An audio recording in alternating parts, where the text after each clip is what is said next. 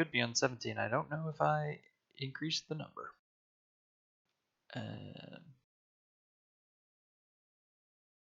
Whatever. Whatever forever. As Dylan once said. So, we are without music. Let's get that rolling. Oh, thank you. What would we do without in-game music? Okay, so is everybody here? 1, 2, 3, 4, 5. Looks like we're missing somebody. I'm still getting signed in here. Oh, okay. No, it's just so long as you're here. Okay, so let me look at my notes. You guys accomplished quite a bit. I do not envy you writing the session recap of this, Laurel. It's going to be a lot of stuff. Sure have been avoiding it. Alright, okay. So, we got through Vosner's wonderful dream. You guys went to see a gold dragon in the forest at the advice of the, again, mysterious figure who appears in Vosner's dreams. You did track down that dragon with Terran, gold dragon named... Where the fuck did I put it? It's a terrible name. It's Garlockantha. Garlockantha. You tracked down Garlockantha and found his lair, and he turned out to be a really kind, mild-mannered gold dragon. Since he was raised by humans, he was very personable and chatty, and you guys made quick friends. You donated a big chunk of gold to his hoard, which he was grateful for, and he agreed to train you. One of the things we left off on was that Terran found amongst the treasure a ancient poem that drew his attention, sort of as though there was something very important about it. He could not help but be drawn to it. Did you get a chance to read over the poem? Yeah, I did. Okay. Well, I'll be interested in what you think about it another time. But anyway, so you, on your way, though, to get to that dragon, I guess you encountered a very strange thing. A automated shepherding enterprise and a very powerful-looking but newly built keep full of sheep. And through information from Beryl that you don't have, you've sort of pieced together that this is sort of a compound for making textiles. But your characters do not know that. All they know is that there is a very strange keep in the middle of the woods.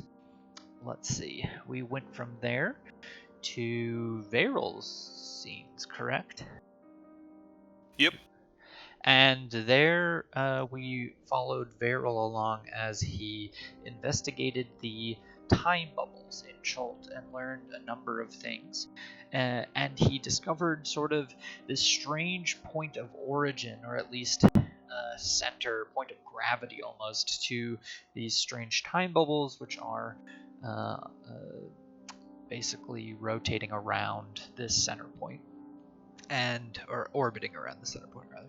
And in the process of, investigating this tower, you discovered a number of things, including some very interesting accounts of time travel, undoing the past, and how it works, what keeps it from working, and perhaps why it has not worked in the past.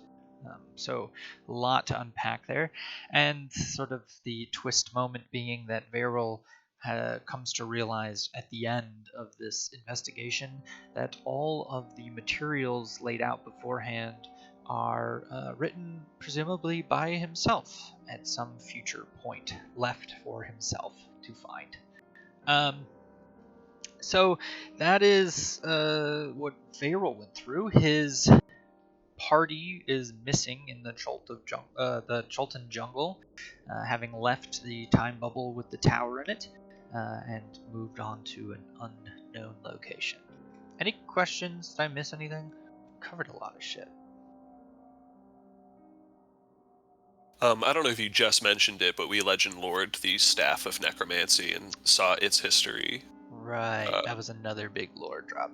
You legend lored the staff and discovered a number of things, including what happened to its original owner, who died in the invasion of darkness that attacked Mithranor and sacked that powerful elvish city hundreds and hundreds of years ago.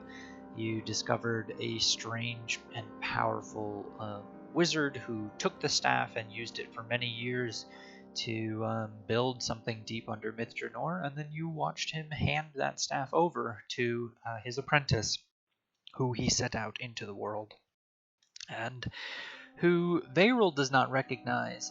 But I will say one thing that I forgot to mention is that in that little bit of legend lore, while you're following this character around, there is one moment where you're sort of fast forwarding through it. You see, sort of from the perspective of the staff, Isolde and Terran and Vosner and some sort of uppity ranger and a rogue and a half-orc pirate lady. I think that covers them all. So, yes, from Varel's perspective, he sees that this character had run into, at a previous time, members of Bear Squad. So that should be fun. Let's see. Oh, you also ran into Aristos. That's the other one I forgot. Party was really big at that time. Other questions? Did we get everything? Remind me if we got any clarification from Marin on what he thinks is underneath the guild. That was sort of at the end of the second to last session. He, I think, explained it. I'm trying to remember exactly what I said because I was very careful in my wording then. I think the general gist is that there is something powerful under there, and he wants to get to it before somebody who is more nefarious gets to it. Sounds good. Okay. What else?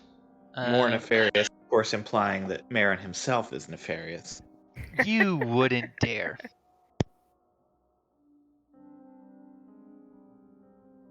Okay, so that sort of is the end of, I think we've covered Varel's sort of arc. Let us cut to, let's do Isolde and Johoff. So Isolde, you took the tree teleport from Vosner to go up north, way up north. Activate the Faerun scene, and arrived at the Tree of Kuldahar. I guess you should be over here. How do you get from there to your hometown? I think I would probably find Mel and ask if I could hitch a ride. Yeah, so deep under the roots of the tree, you encounter Mel, who is actually just flying in, having returned, and he looks up at you as you come in, sort of having switched right into human form. He smiles and says, Isolde, how's it going? Good, I guess. It's been a while. How are you? Wonderful. I'm doing well. The tree has been safe, and all the health is returning to Kuldahar, and things are returning to normal up here. Great thanks to you for that. Of course, we do what we can. I'm actually here because of things that we weren't able to do last time we were up here. I don't know if the giants have given you any trouble since we left. Well, They've stayed mostly to their mountain, but their existence itself is troubling. Oh, I'm going to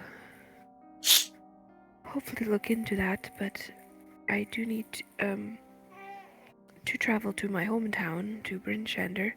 I was wondering if it wouldn't be too much to ask, if you could journey with me. If you could, help fly me there. Of course, it would be an honor. You, want to take a fight to the giants, huh?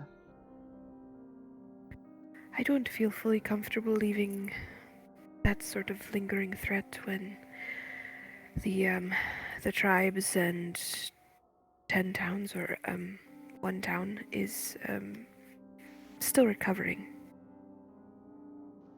Yeah, well, I'm sure, there'll be interested members of, all parties in assembling some sort of squad to take them down. The, rest of Bear Squad's not with you. No, we each sort of, had our own things to take care of. There's sort of a short timeline on something that is about to occur, but we don't know how short, and it's kind of a long story, but I will definitely need help, so I'll So have to assemble some sort of squad. he nods, and when he nods, he accidentally burps a little, and you can tell it smells like ale. And he goes, I was actually just at one town, so I can just fly us back there. That's no problem. I was just gonna crash here for the night, but yeah, no big deal. Let's go. Thank you, I appreciate it. And he sort of, as you're sort of walking and talking to go outside, you walk past all the dryads. You sort of bow their heads at you reverently, and you walk out into the warm air that surrounds Kuldahar, sort of a reverse snow globe, as everything around here is sort of green and fresh and full of warmth and life. And you walk out away from it into the cold air, and he begins to transform. And as he does, you notice that his form has already increased dramatically, that he has aged up another 10-15 years since you last saw him.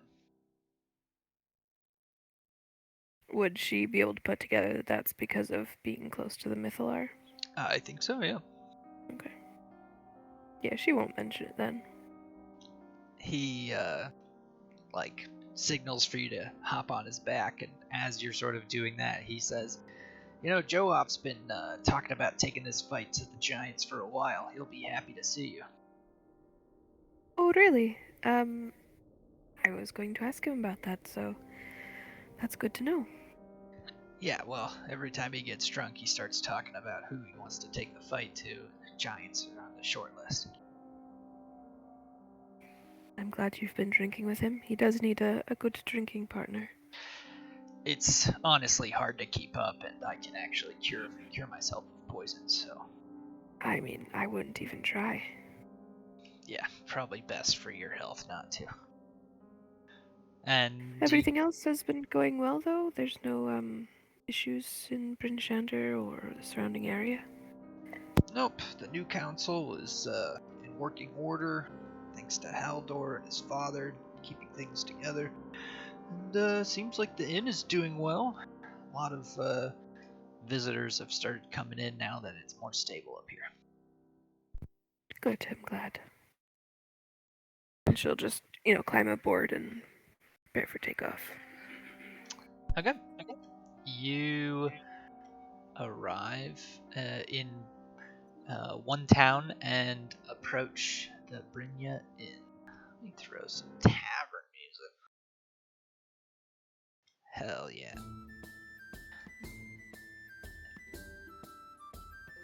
An old classic. Oh, can you guys not see this scene? I guess I hadn't thought of that. I can see it. Okay, cool. So you guys walk in the door, and standing at the bar is Magnus cleaning a glass, and Greta drops whatever she's doing and runs over to hug you. Isolde, you look wonderful. You do as well. It is so nice to see you. Has everything been well? More than well. Well, compared to what it was. Good, I'm glad. She turns back at Magnus, who promptly runs into the kitchen to start cooking stuff.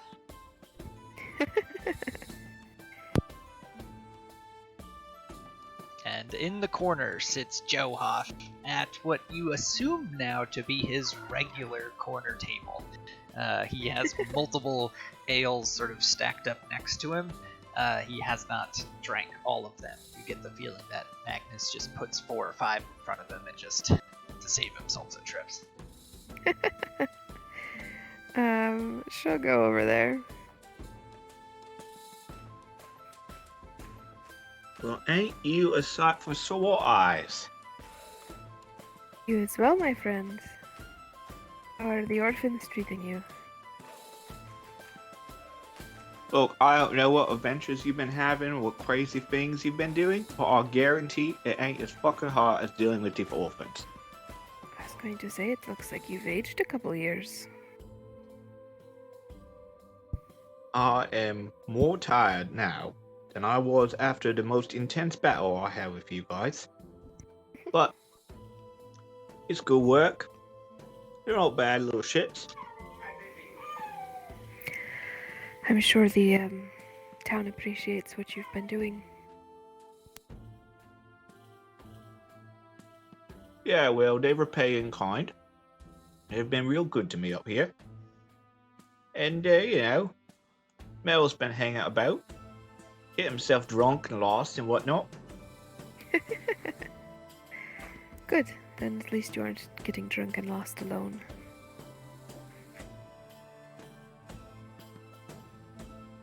He tells me that you are interested in going to fight the giants. His eyes kind of light up. You says the word, I'm there.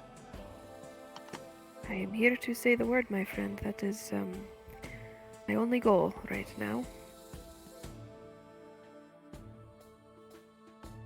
Yeah, well, what time is it, John? I just would have left early in the morning and then travel. I'd say it's like 2 in the afternoon. Yeah, well, I reckon it's too late in the day today, but what about we set out early tomorrow morning? That works for me. I think I will poke around and see if there's anyone else who is willing to join us in our venture.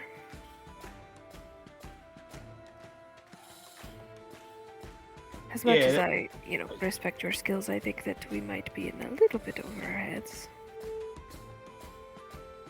Yeah, well, it doesn't want to, neglect anybody or keep anybody from having to fight that they want, so I suppose some people could come along.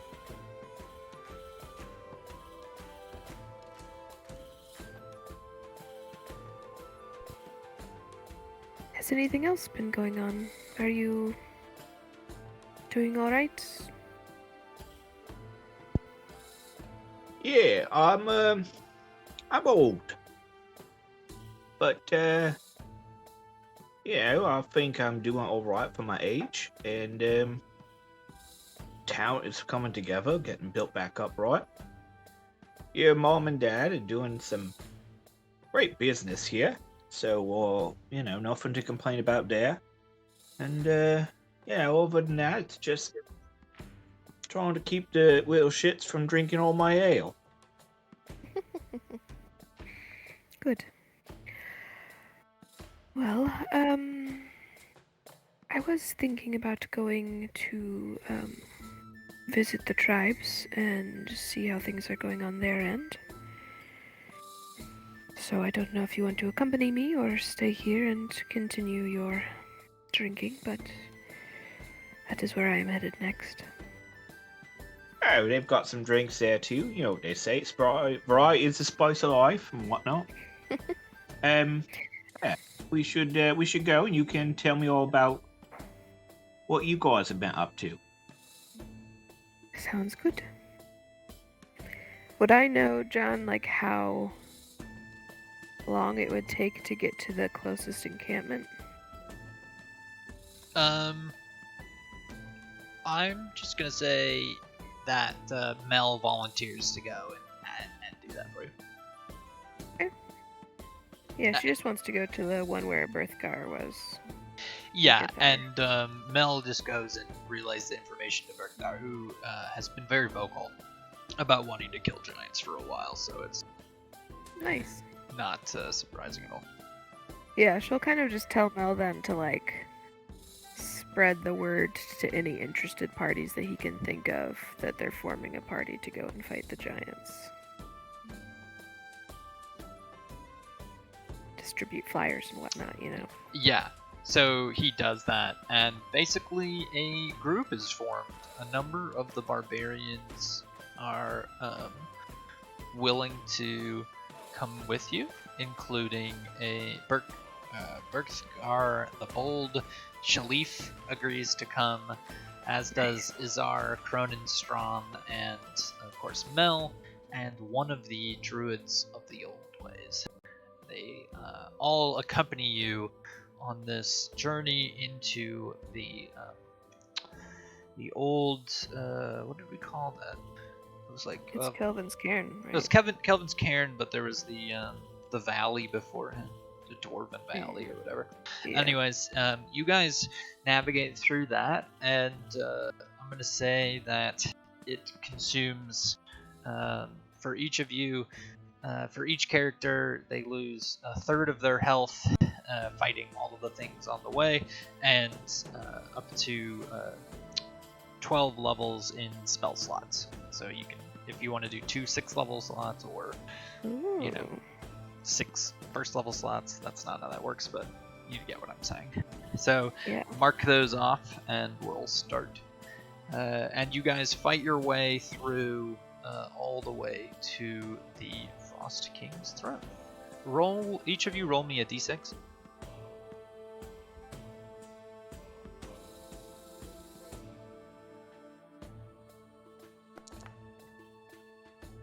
So Izzy fills in Johoff on everything. She doesn't hold anything back.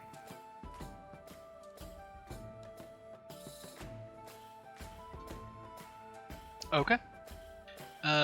Johoff, you at one point in this fight took a point of exhaustion. So I'll just mark that for you. And then make sure you check off,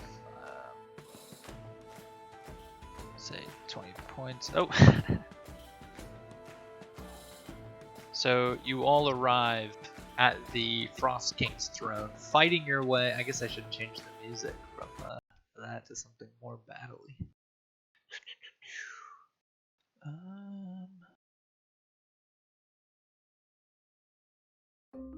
That sucks. Alright, let's get something good.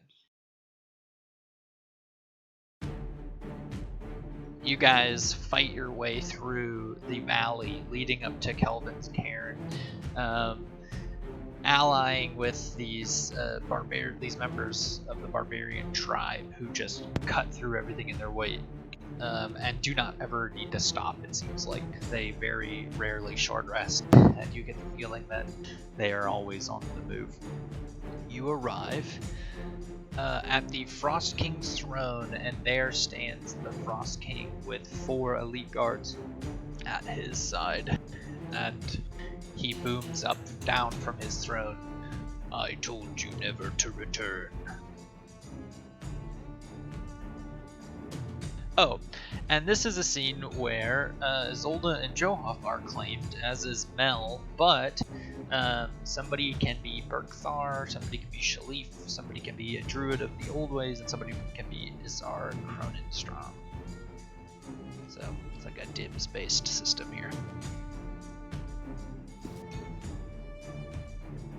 I'll try piloting Berthgar. That could be fun. Alright, I will give you access.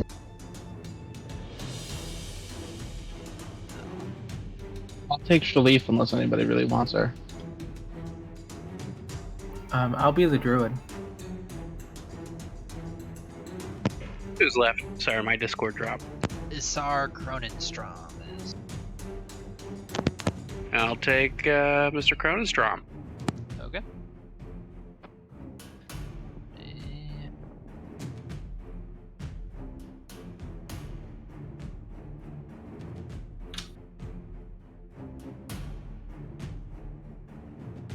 Alright, you should be good to control Isar. Shalif is for... Where is Shalif? Oh yeah, she was part of the party at one point. She's there somewhere.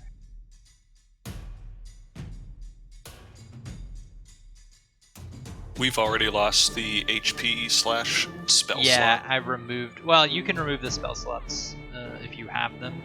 Most people don't. Only the druid really will have them, I think. Damon is owner of Shalif now. And finally, the druid always.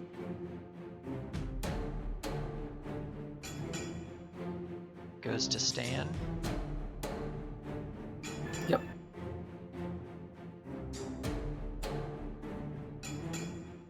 Okay, make sure you can move your characters.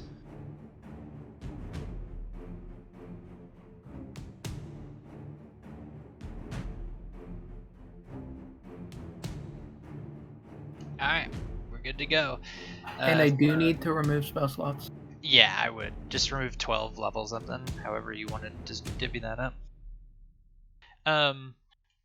So you hear that booming voice, do you respond or do you just charge out?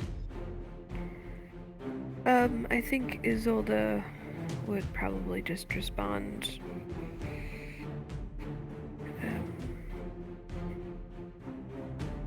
Just saying that there's no way for them to live peacefully in the same place. He nods and says, so be it. And we're going to combat. Hey, John, should I remove some key points? Oh yeah, remove like a third of your key points. Okay.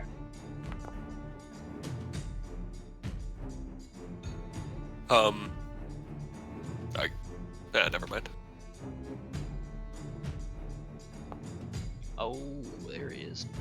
Nice.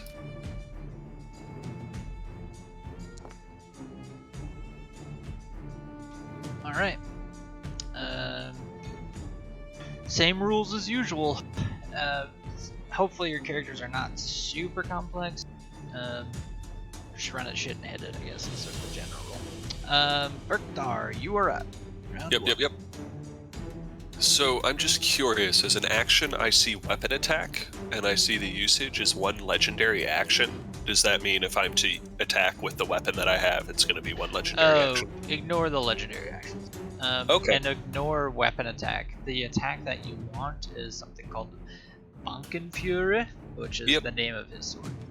Okay. Didn't know if it cost a legendary action to use that sword. Okay. Nope. Let's see here. And he gets 2 attacks. Nice. Well, I think as a bonus action first, I'll go into a rage, as I have 1 of 2 remaining. And so I'm crazy angry with these giants who think they're bigger than me. And I'll just move 30 feet in and wait and see what happens. Okay, you could use your action to dash. So I could. Okay, let's do it. And we're gonna head up to the king. I assume he's elevated and I have to go like around, like up this way to get to him? Correct, yeah. Okay, then let's start heading left. Unless you want to do like a heroic leap up to the platform. I've used all my movement, but yeah, maybe next time we'll give that a go. Sure.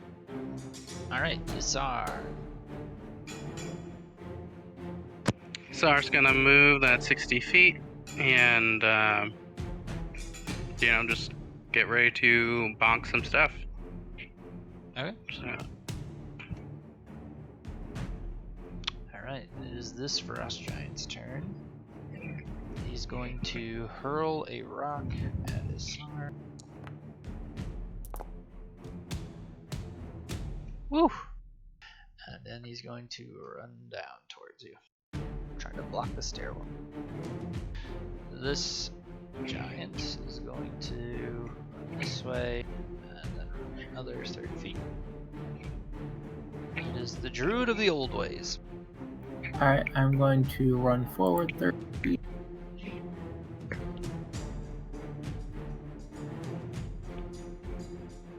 What's the range on Wall of Fire? I didn't see it on the...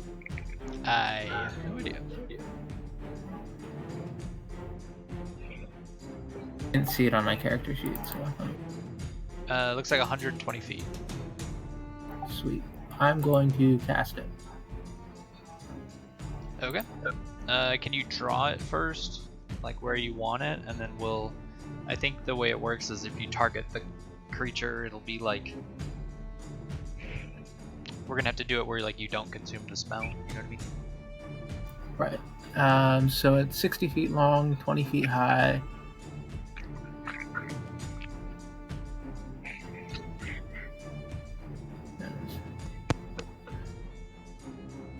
So I'm going to cast it.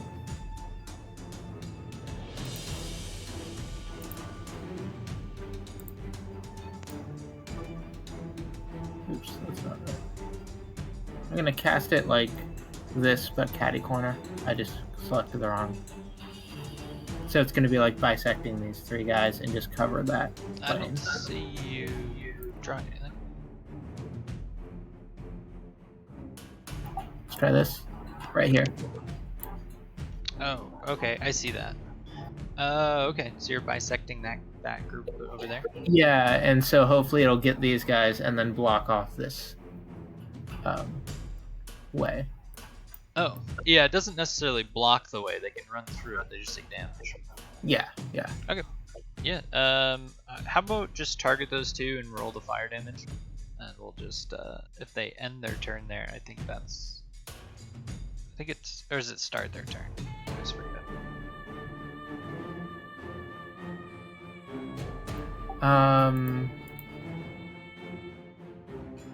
Yeah, when the wall appears, each creature in its area must make a dex save. So you can target them and do it. Nice. So you burn both of those giants. Yeah. Okay, If Isolde's they up. fail their save. Alright. Isolde is going to cast Holy Aura. So, let's see. Do I have to target people for that? I don't know, what does it do? That's the new 8th level spell. I'm that imagining gives you don't have all to the target dope anything. buffs.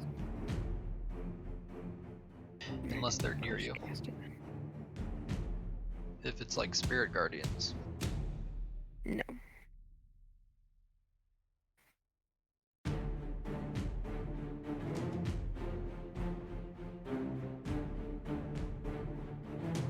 Oh yeah, there we go.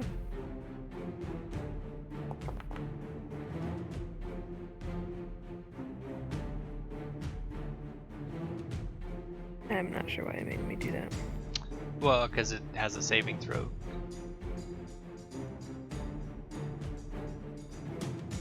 Oh. Anyway, the gist of it is that she holds up her holy symbol and floods the area with such intense light that now each of the people within this area also now have this like dim glowing that's going to stay with them even when they move out of this area. Cool. And yeah, you all have advantage on all saving throws. Other creatures have disadvantage on attack rolls against you for the next minute. Is it if they're in the aura? No, it's just if they were in the radius when I first cast the spell.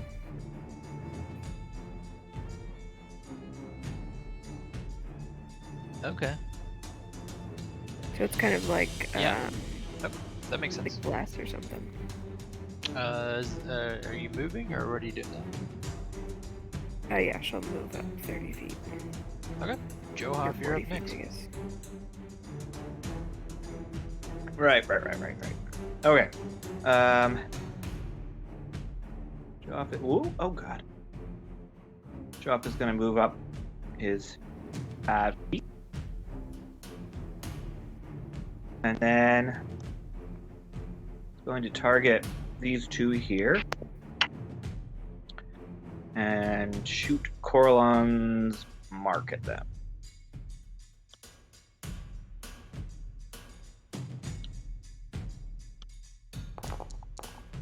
Nice.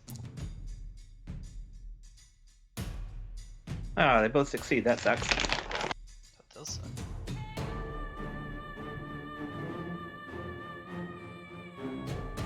Okay.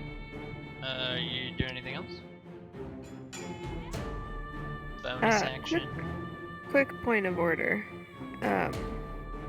She brought Joe Hoff's hammer with her to give back to him. Oh, right. So she would have had that conversation with him just on their way over and given that back to him. I don't know if that's part of Joe Hoff's character sheet or not.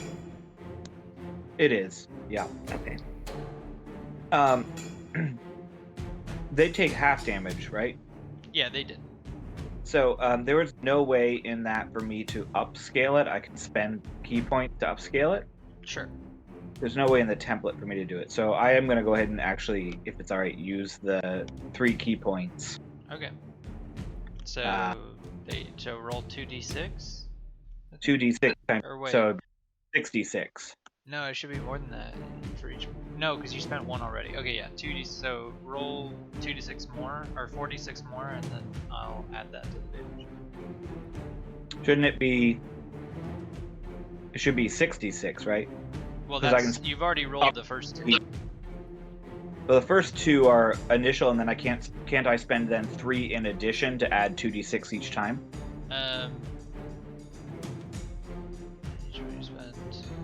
So my thought was you spend 1 to do it, right?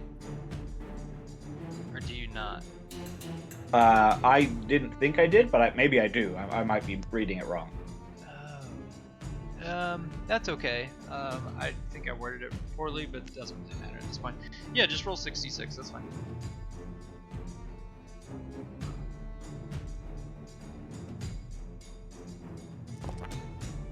Okay, so they each take 11 more. From Atticus Booker, apparently. Oh, yeah, you need to... Yeah, here, look. There you go. You can, in the bottom left... I got you switched. I can do it myself. Nice. Yeah, now you should be Joe. Okay. That's all I'm doing at this point, I think. Yeah. He's gonna stay there with... not get too far ahead of the group. Okay. So Shalith is up.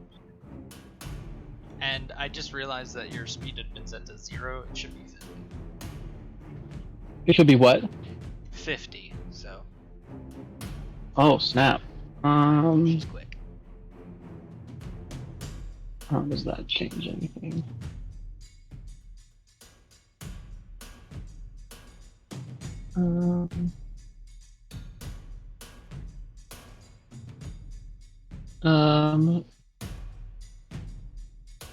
Shaleef's actually still gonna run up to Mel, and indicate that she wants to get on his back, and say, "May I, my Lord Dragon?" He bows in dragon. Then I will climb on his back, and say, "Perhaps straight to the king." He nods. Okay, is that your turn? That'll be my turn. Okay. This frost giant goes, and he is just gonna walk through that fire. So make another roll against him.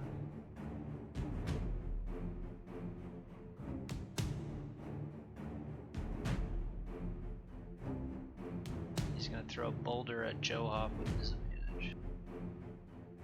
Because he's all shiny. He jukes to the side.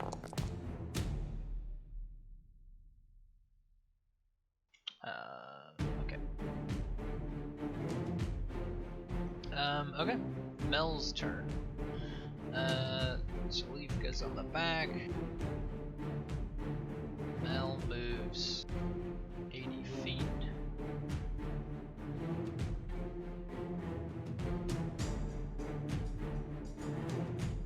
And then he will basically dash to get within range, which means Shalif will, I'm gonna say, flip off over on the other side. And that is Mel's turn. You dash to get there. Esog is going to swing his hammer at Mel. And swing again.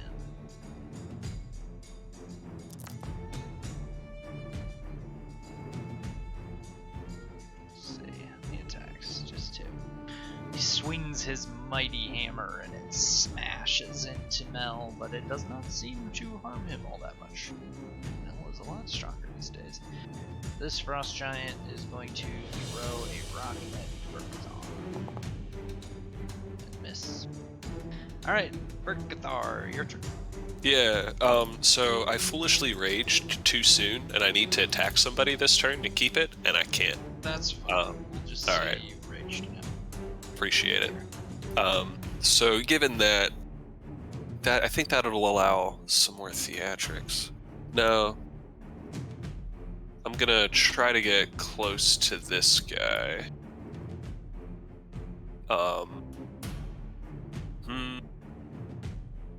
Wonder if I could... No, sorry. Yeah, I was thinking about jumping, but then maybe I wouldn't even be able to make it if I fail to save. Or would it be a strength save? Because I'll probably pass that. We'll just keep it you running at this. This is simpler. And you can just hold your attack if you want. We're bloodthirsty, yeah, and we'll hold my attack until that giant gets here. Got it. Alright, Isara, you're up.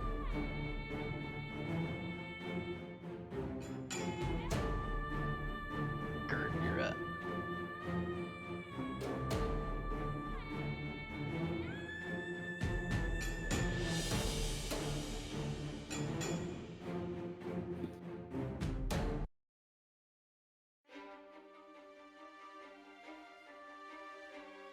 If you're talking, I can't hear you.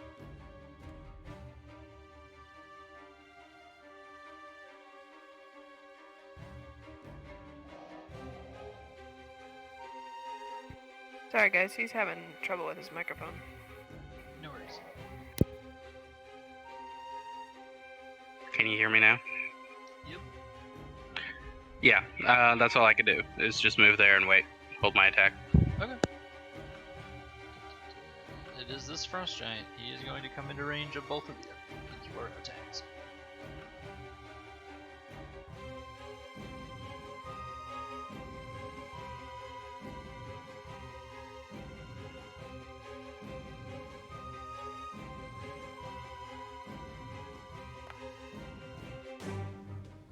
Alright, that's his first miss. Second miss. I'm just gonna move. Well, I'll let Dylan make that attack later. This guy is going to move out of the firewall. And then he's going to move closer down. Do I need to roll damage again? Not him because he was like mostly out of the firewall. The other one kind of had to run through it. Okay, cool. And then it is your turn as the druid. Alright. First I'm gonna move forward.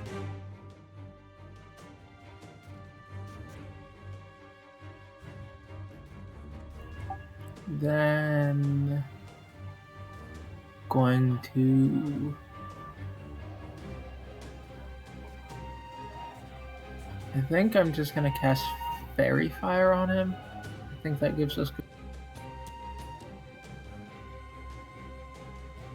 Fairy Fire's concentration is equal to the firewall.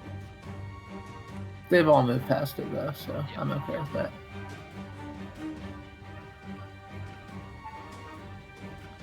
Yeah, that'll give us all advantage on him. So. Yeah, go for it.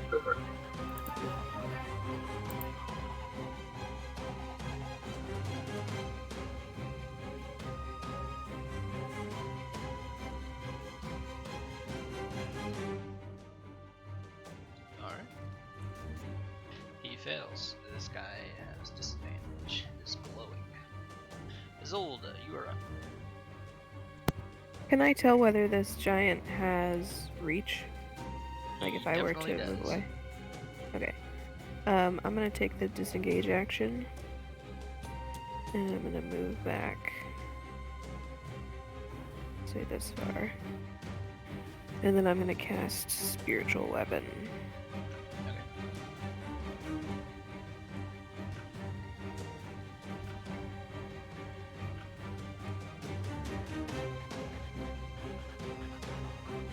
I gotta find it.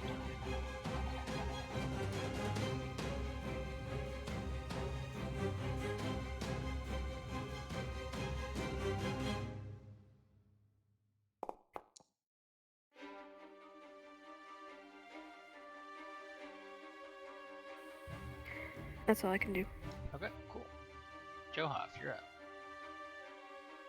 Okay, for some reason, I don't know if this matters when I'm. If that counts as an attack, it should have been at advantage. Why? Because he fairy fired it. Ooh, I can roll again. What was your thing, Tim? Oh, now it's saying I'm Isolde.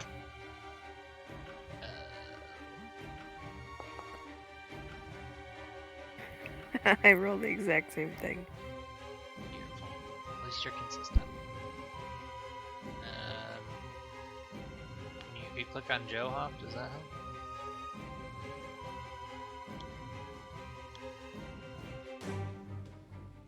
Alright, we're good. Thanks. Alright, Joe-Off's gonna step up and do some bopping.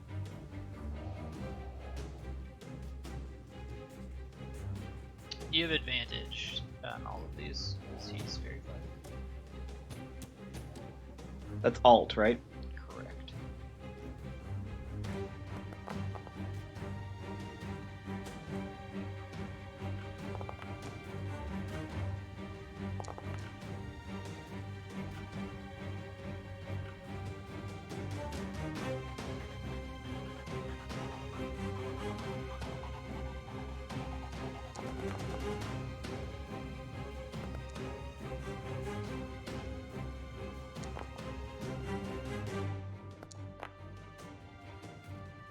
You can roll higher than a 3 if you want.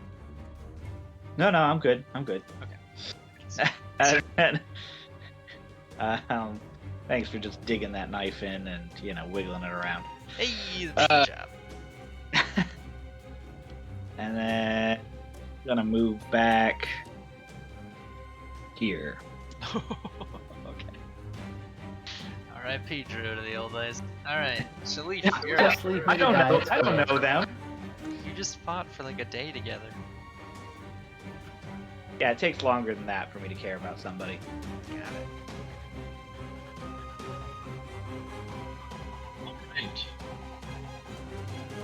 I nimbly land behind the king, sneak up behind him, and out come the savage knives.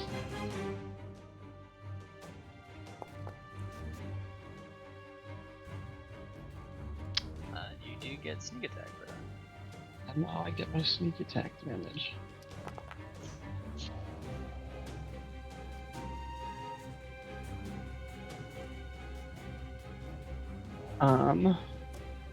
And I will use my movement to come around this way. And can I use like the hide action as a bonus action? Yeah. With nimble escape to then like use Mel for cover or whatever?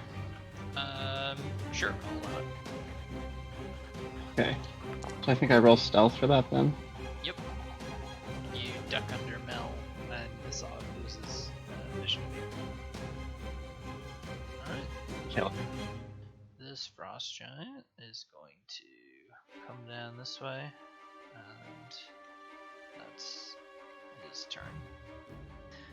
Mel is going to beat the shit out of this guy. Claw.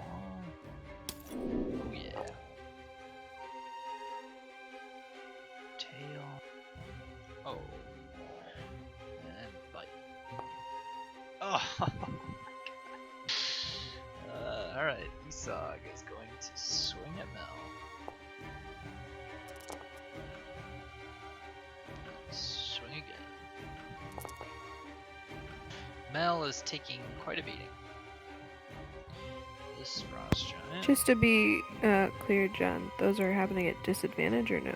Oh, I'm just gonna undo. Well, he's got a plus 14 to hit, so I'm just gonna say it actually does go through, but I'll keep that in mind for future. Okay. He's gonna go 30. He's gonna go back around. Berkthar. Yeah. All right, Oh, we gotta you- get Slash. You got an attack earlier, but you were gone for it, so feel free to Yeah. this guy. My bad. Okay, As so did let's. Sar, I don't know if he missed or not. So, Oh, I had an attack? Yeah, Okay. both of you got an attack. All right. Okay, I didn't see that. Would that be one attack or two, given that I have multi-attack? If you held your action, just one attack. Just one. Okay, let's go ahead and do it. Nice. Ooh, Terrible rules. they are indeed.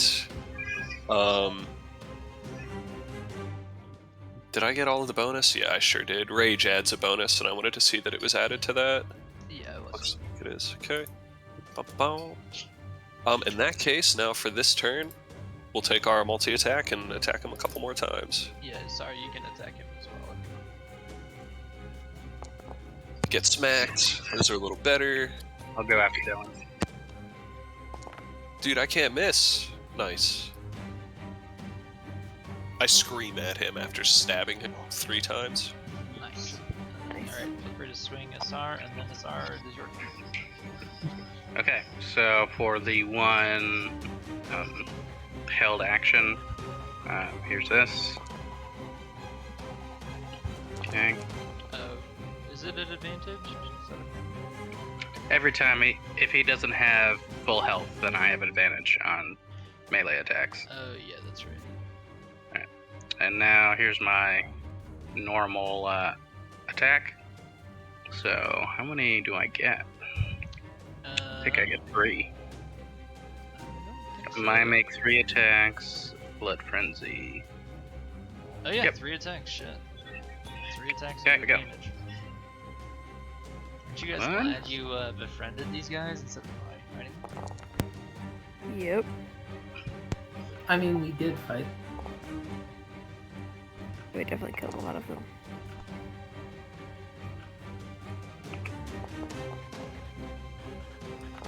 Oh, shit. Yeah. Yeah, Asar's sickle is just ripping this guy apart. Doing like cool little twirly moves and stuff. Oh, You're inspiring Berkthar right beside you. Yeah, it is. Perfect. Alright, the frost giant next to you is gonna swing at the bar. Give you a little bit of love. Just have. Ha ha ha. Oh, he misses. Alright, frost giant. This one's gonna walk forward and swing at the druid. With disadvantage. It's nice knowing all of you.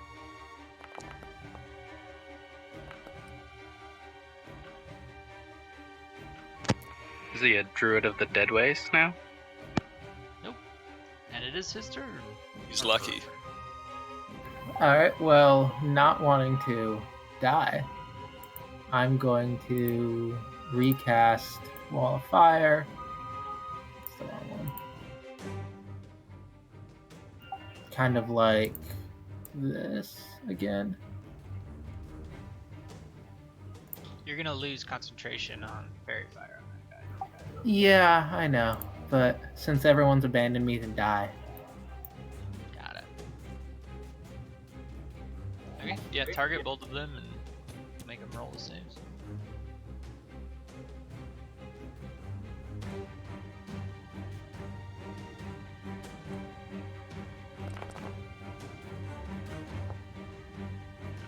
Only one succeeds this time.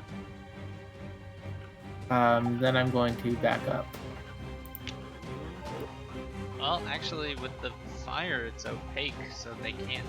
I'll say they can't see you to do an opportunity attack. Great. Nice. Isolde, it is your turn. She is going to be inspired by that and call down her own firestorm. I'm not going to bother with the boxes. We'll just say that it goes more or less in a straight line through these three people. Cool.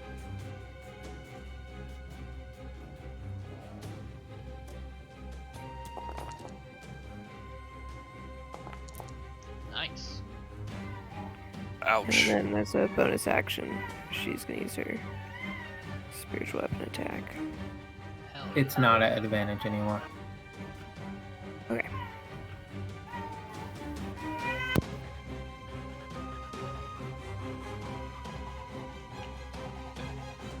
Johaf, you're up. God damn. What's that roll? Yeah. You guys are beating the shit out of these guards. Johaf, you're up again. Yeah. In front of you is a giant wall of fire that's opaque. You can see them kind of towering over it, but if you want to punch them, you're gonna run through fire, literally. Okay. New plan. I thought maybe that guy's cheek was sticking out bottom on or something.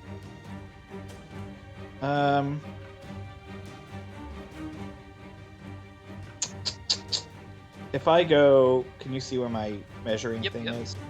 If I go up through there, will it get an attack of opportunity, or is the wall of fire kind of obscuring things? He'll get an attack, but he's at disadvantage because of the buff that's on you.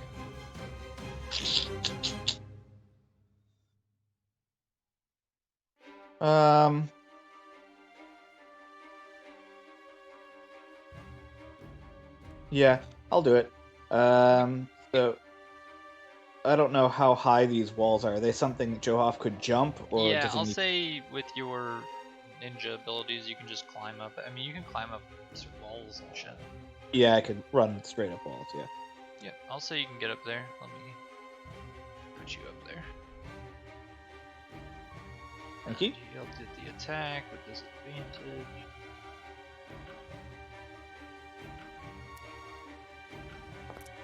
The frick. Huh, it's only 20 damage. So he does cut you as you're running by. I shake my fist at the godlike DM as I go by, and then throw my hammer.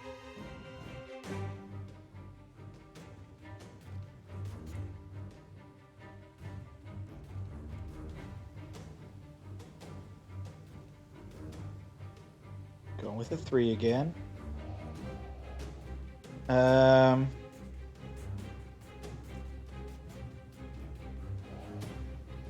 Alright. I'm gonna flurry of blows because that gives me more movement.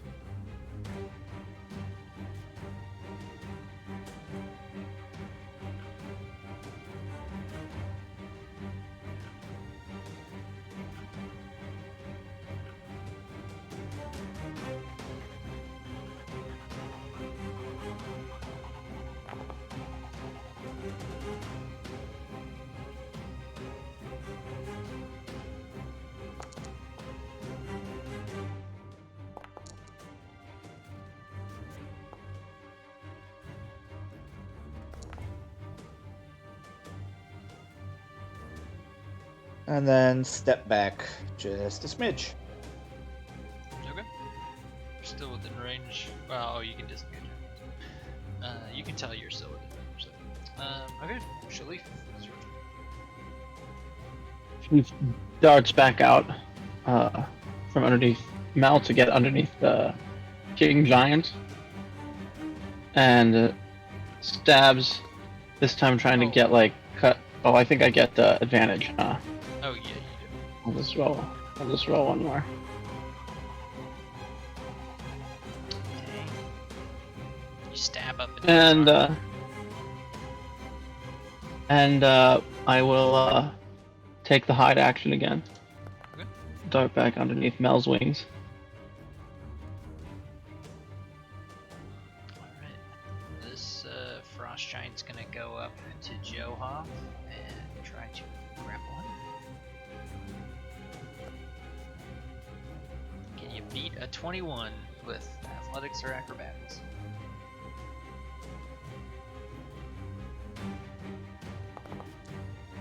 Hell yeah, you can. You just dodge it. Kung Fu moves. A big hand comes out to grab for you.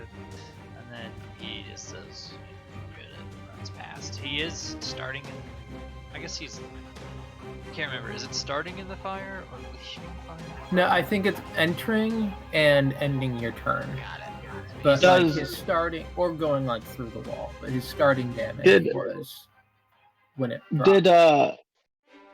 Did that buff Isolde gave, did that give advantage on like ability checks? Well, at least saving throws, but I don't know about ability checks. Okay, because otherwise I think Johoff would get disadvantage for ability checks. Oh, the right. cost. I'm sleepy. Yeah. Roll it again.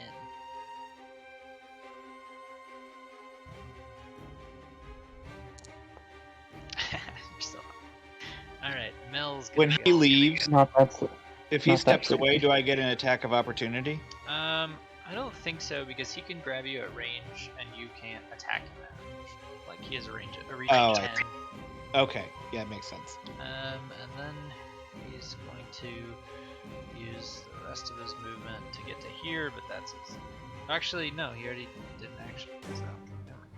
He's gonna end there. Mel is going to continue assaulting this dragon or this guy. Yeah. Gives him a bite. Gives him the claw. Gives him the tail. Wow. You can tell Mel is a lot more powerful than he was previously, and Zog is not having it. He is going to swing at Mel.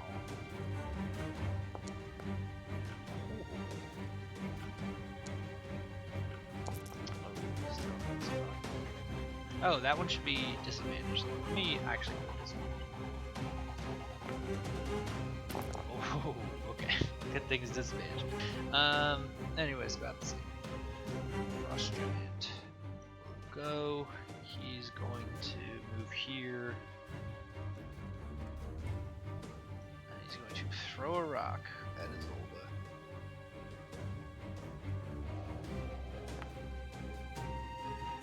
Boulder comes tumbling past Isolde's feet, and she uses her magic abilities to dodge it.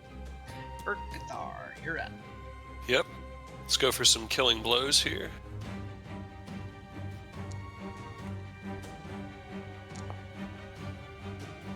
He lives. Let's go for the final one. Nice. So I just scream, "It's over!" And I bring the sword, cut his head right off. He falls over the railing. Hilarious. And sensing that most of the action is in the middle and that there are squad members behind me with two frost giants near them, I'm going to take 20 feet to go back this way and posture up to fight this frost giant next. Got it. Isar, you're up.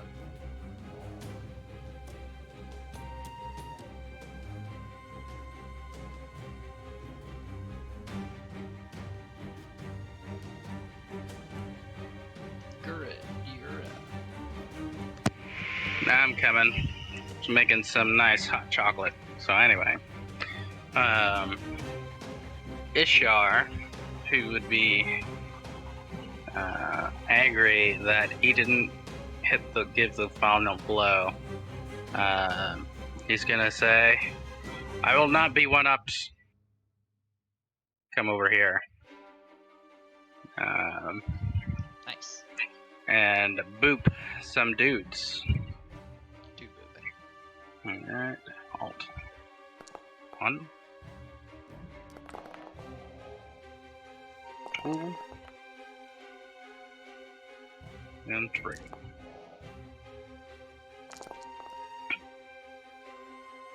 Yeah. You slice into his legs once again, cutting him down significantly. Giants are just bleeding out all over the place. This giant is going to run through the flames at this damn druid and swing again.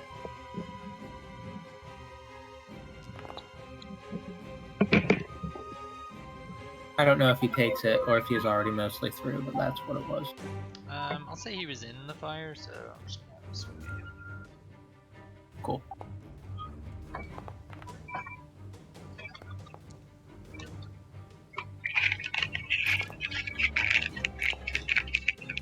And he chops down this ancient druid. And make it that saving throw. Where are those on? I just roll a d20. With advantage. Oh, advantage. Critical?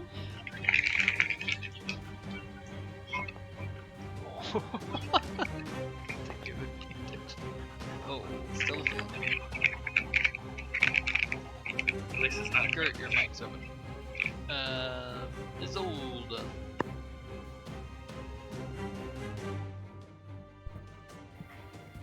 Alright.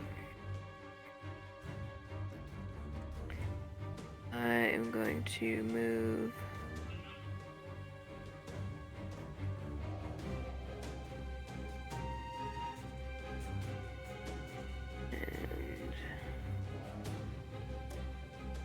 And let's see. Yeah, I'm gonna heal her.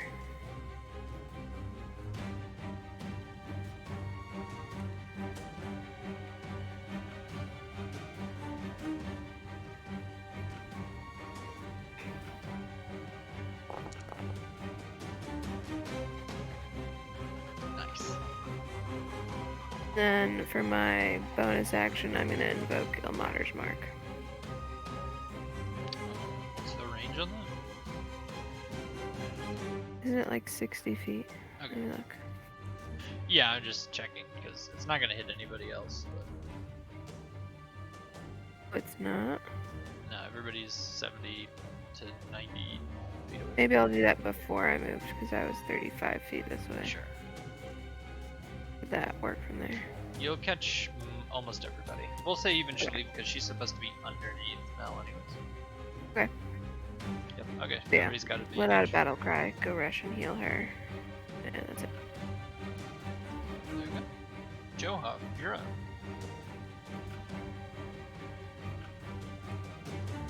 Alright, I'm gonna move up and attack. You saw, did you say we just say we have advantage now? You do. Is that on just one attack or all attack? Oh yeah.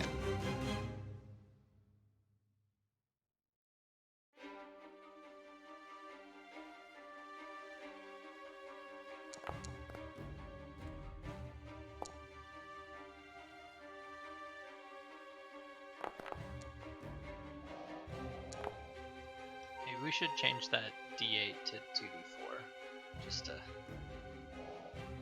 make things a little better. Actually, at 15, your thing might be to a D10 by now. Your martial arts thing. Yeah, I looked. I don't think it is, but I'll double check. Classic. Always. And then, always And then I'm gonna step back. okay. Good.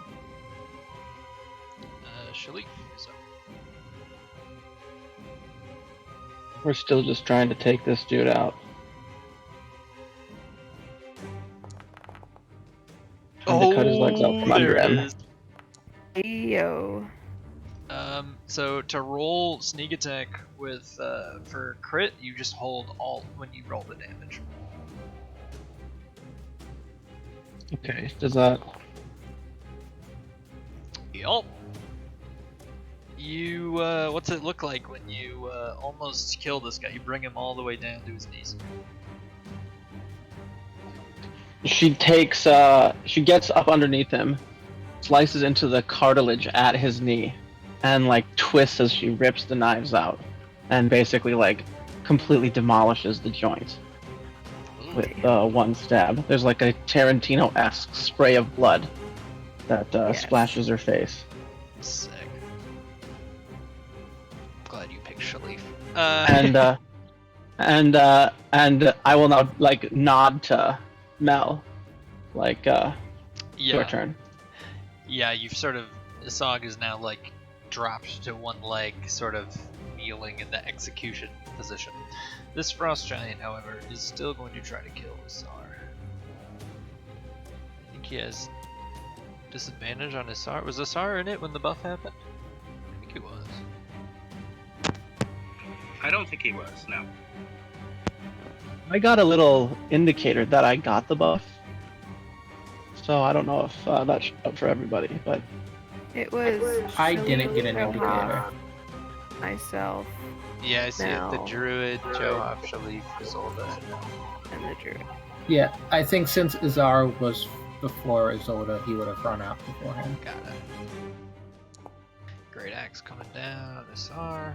Pow. One more. And Isar is still alive. Mel, seeing Isog on his last bit here, is going to try to bite him. He gets stopped by the hand. Tries to claw him, and that's claws him across the jugular, and Isog bleeds out on the ground. And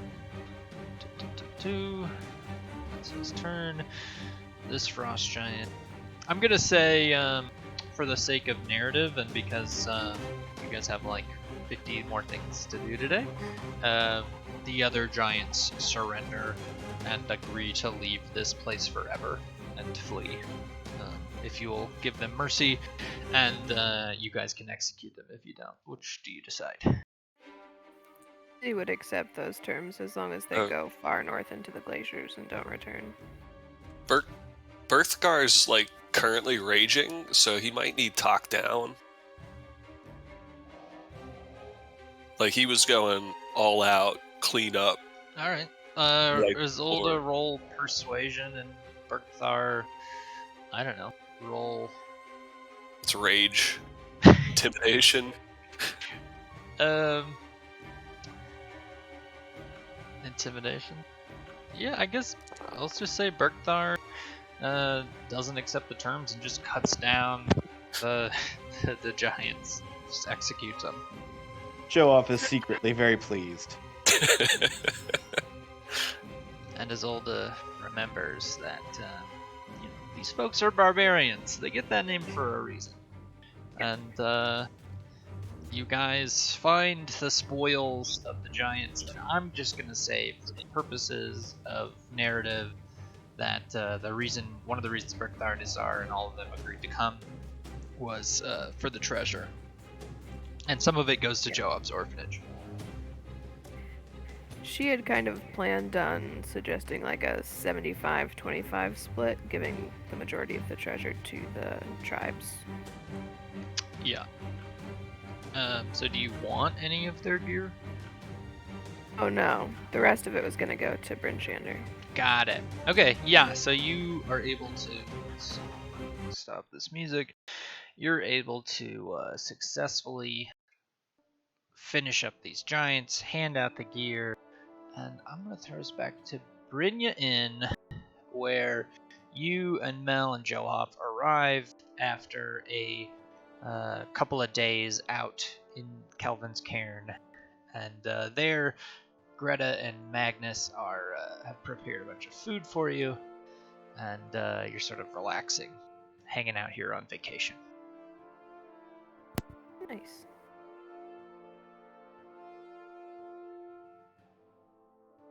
She would probably talk to Johaf about whether or not he misses the fight, and whether he's really happy here. Oh, I mean, sure, there's days when I could feel like I'd rather be out doing something, fighting the fight. But I'm old, and I've seen too many friends die. I think for now I'm happy enough here.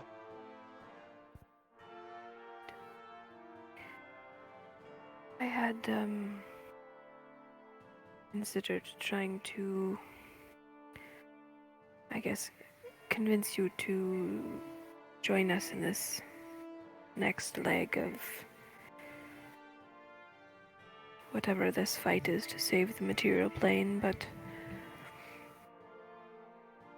I think that it is almost certain that some of us will not make it through, and perhaps it is better that you are somewhere aside from that. But what is the fight? What's happening? From what I understand, the gods have warned that something is trying to destroy the material plane, and we don't quite know when this is going to happen, but it is happening soon. It is related to the visions that we all saw at Koldar.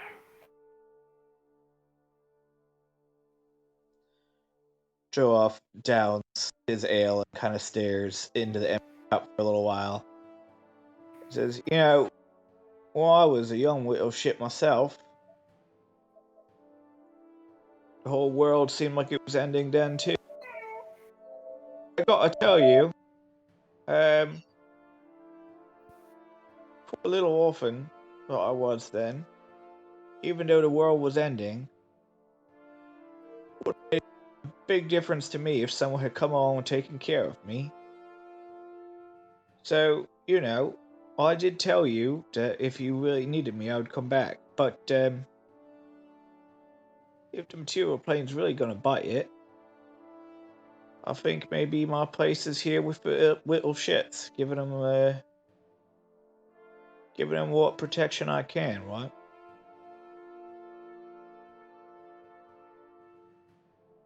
I think that that is probably best. As much as I think that we would benefit from having you, I think that especially in the event that we fail, it will be very important that you are with them. Yeah. Well, if things are too dicey, you can always use that spell you've got to contact me, and I'll be there. Um, yeah, I just can't see running off and leaving them defenseless if shit's really hitting the fan. Yeah, I think that you have found where you are meant to be. I'm allowed to be selfish once in a while, though. I figured I might as well ask. Yeah, well, whatever it is, you come back from it, right?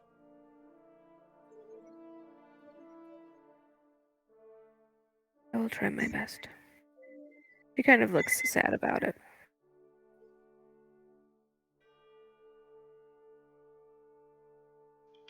Okay. Is there anything else Isolde wants to do aside from just sort of vacation up north here, spend time with her parents and stuff? I don't think so. I Okay. think she's living out the last few quiet moments. Yeah. You roll a d6 for me.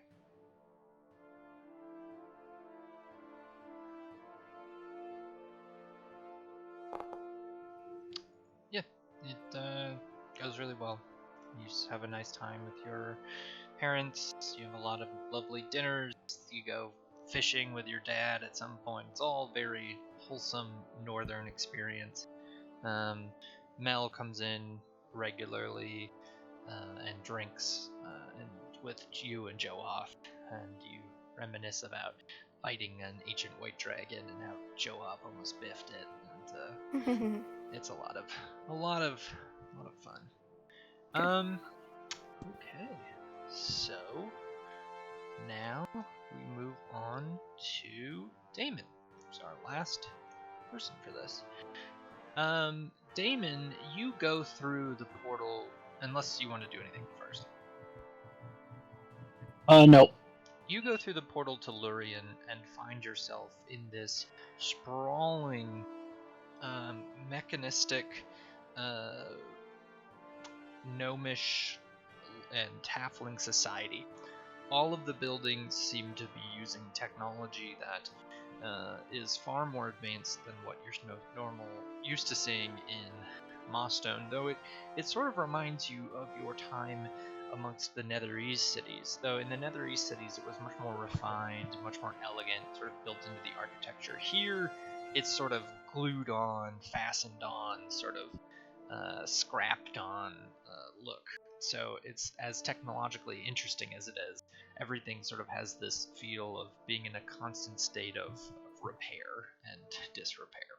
And you find yourself walking down the streets, and let me see if I have my art stuff ready. You see... Where is that? Oh, I don't have that scene. Okay, well, let's see.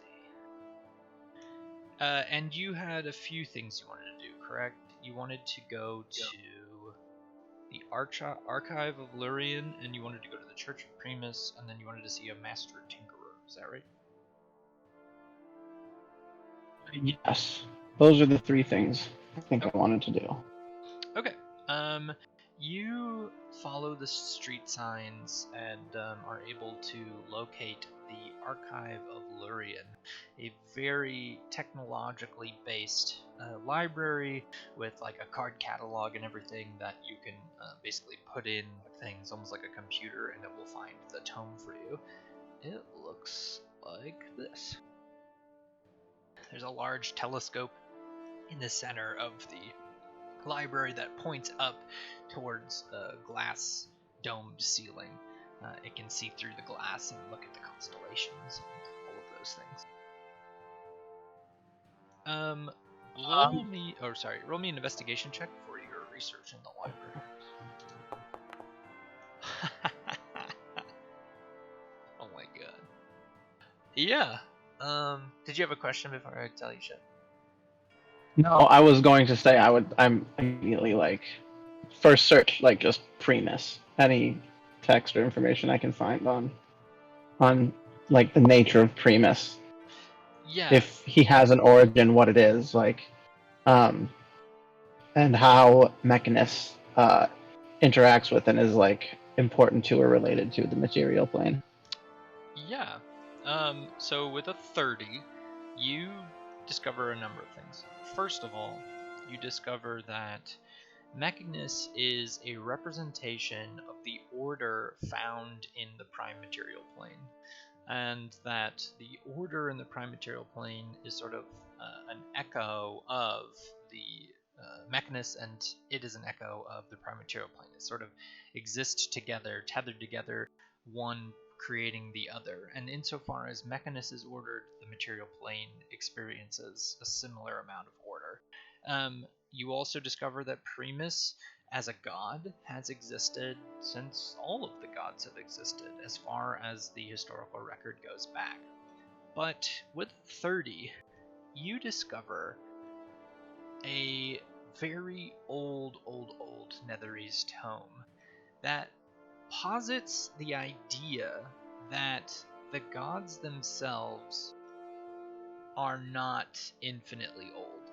That there was a time before the gods, and that there was a time when the gods took power, and the rest of the record on that is very vague, if not completely jarbled and missing or piecemeal. But with a 30, you get that really strange tale that is not backed up by any of the other accounts, which all basically say like, and then Primus created Mechanus and blah blah blah. Is there any like indication as to the author of this old, sort of weathered Netherese book? Every single book written on the plains and about these gods. This one in particular, no, it dates back to before then, and the name of the writer is like scrubbed off and missing, and that's like 1,000 years before you knew anything about it. But every single book you find on the plains that's authoritative is written, at least the first edition, by Lady Polaris.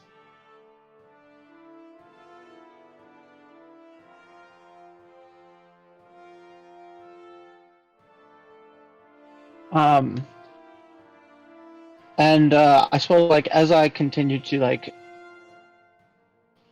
pore over these books and kind of see what I can learn about Primus, trying to, like, divine why he might, or why it might feel the need to send envoys out of Mechanus, I'm going to look and see if there's any biographical material about Lady Polaris and the life that she lived.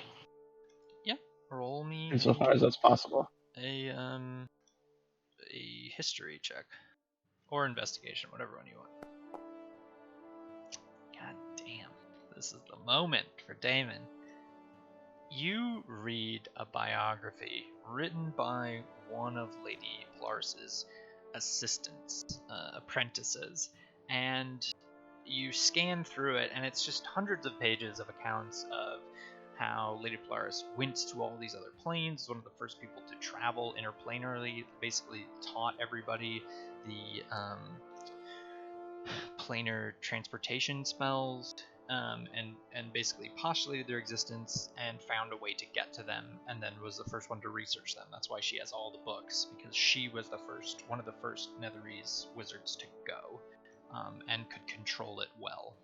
Because she knew, she had this theory of how the planes interacted, and once she did that, she could really target how to transport there safely. Whereas other people had no idea how it was sort of mapped out, and by virtue of not knowing that, would just jump into random planes and die horrifically.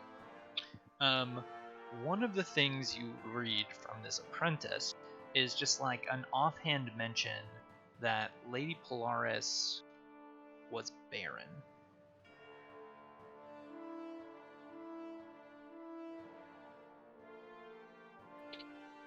Is there any mention of any like oblique reference that might refer to Damon himself in any of this? No, but you do find that there is record from the apprentice, at least, that Lady Polaris spent most of her time on the plane of Mechanus.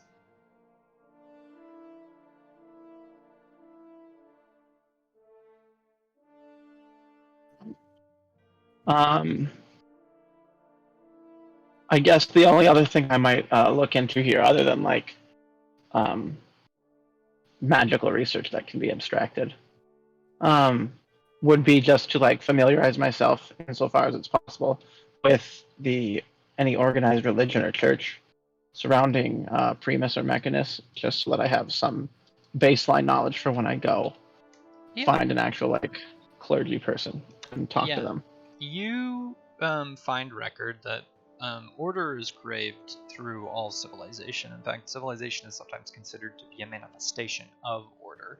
And insofar as it is that, it's regularly a neutral church that many people worship despite their political differences, as everyone enjoys the benefits of order and orderly structured civilizations. You find reference to an ancient church of Primus and to the idea of order in Lurien, and it looks like this. A giant gyroscopic gear-based citadel in the heart of Lurien with massive golden gears turning non-stop.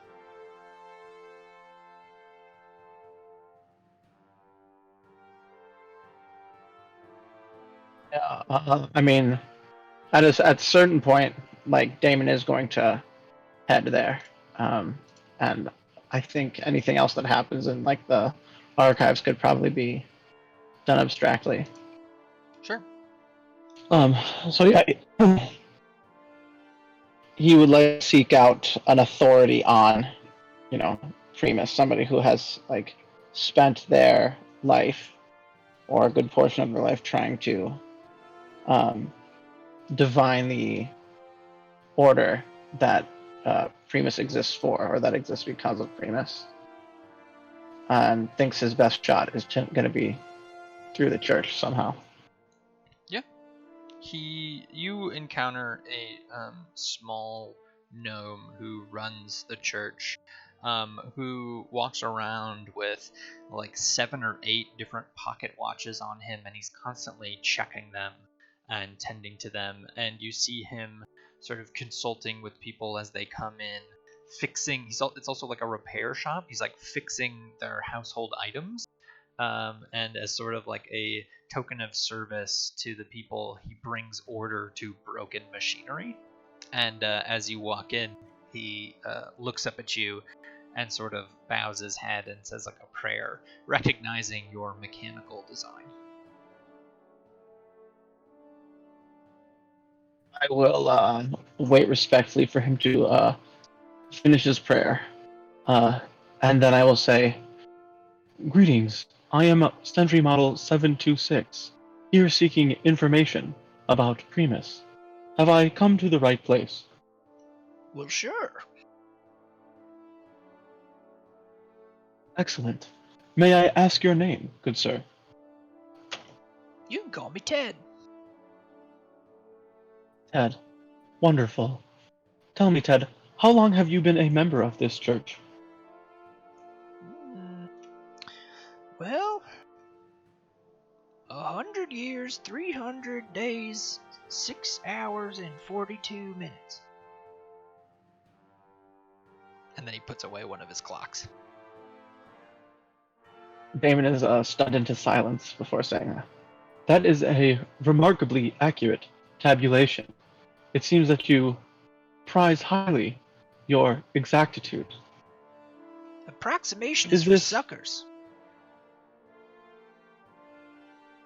I tend to agree with you, Ted.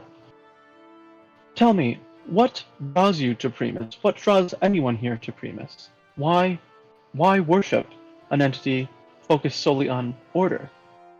It seems that such a neutral goal would be difficult to develop passion for. Well, anyone who's seen chaos is pretty easily motivated. Chaos is terrible. It's chaos.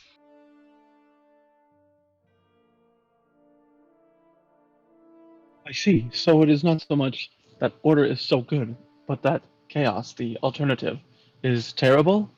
Or is there something about the order that inspires people? Well, there's nothing quite like seeing something work correctly. So there is a sort of divinity here, a divine spark. I wonder, Ted, do you think Primus has a goal for each of us? Or does his order somehow supersede the concerns of individuals? Oh, well, we're all just gears in the great machine, my friend. Some of us are bigger gears, and some of us are smaller gears, but we're all gears. And do you have any understanding of why the gears within this plane are important to Primus and Mechanus? I don't really ask why. That's sort of beyond my pay grade. It's really just about following the order. Undoubtedly, and there is certainly value in recognizing the hierarchy in play, recognizing that we are all just gears. Still, I cannot help but wonder. Certainly you have noticed at this point, I am not a typical humanoid entity. I believe I come from Mechanus. Well, you kind of look like you did. You're all sort of like an advanced Modron. Modron. This is a term I believe I have encountered in passing. What does it mean? Oh, it's a robot with a singular purpose. There's a million of them up there in Mechanus. Kind of walking around in single file, they say. I've never been, but I've heard it's a remarkable sight. I believe I have seen this myself. It was a remarkable sight. Indeed, there was part of me, at least, that wished to join them. Yeah, But well, why would I be here? Why would a Modron be here? maybe you got more than one purpose. You don't look like a Modron. Maybe you're like a Quadron or a Pentatron. Or maybe your suppose. purpose isn't set in stone. Maybe that's for you to choose. I've never met a robot that asks questions, so perhaps you're special. Perhaps. It has felt that way from time to time. Tell me, allow me to change gears and ask, do you know of a woman named Lady Polaris? Sure. She discovered, or at least mapped out, the plane of Mechanus. Very famous. Do you know anything about her aims in mapping out the plane of Mechanus? Why was she so drawn to it? I don't know about that. I didn't know her personally. She died a long time ago. Yes, that is true. I'm sorry, Ted. I do not mean to place such a interrogative burden on you, but I am seeking information. It has recently come to light that perhaps I did know Lady Polaris, that perhaps she received me from Mechanus, and I am attempting to divine why that might have happened. It does not seem to me that any Modron, Quadron, or further Drons would leave without Primus's express consent. Well, it's a lot of postulating, but I'm not sure I can help you with that.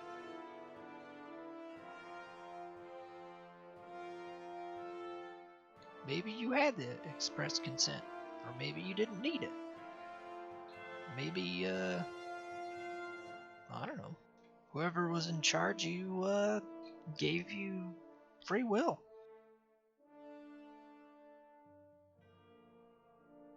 Are there stories, perhaps, of Primus sending envoys into other planes?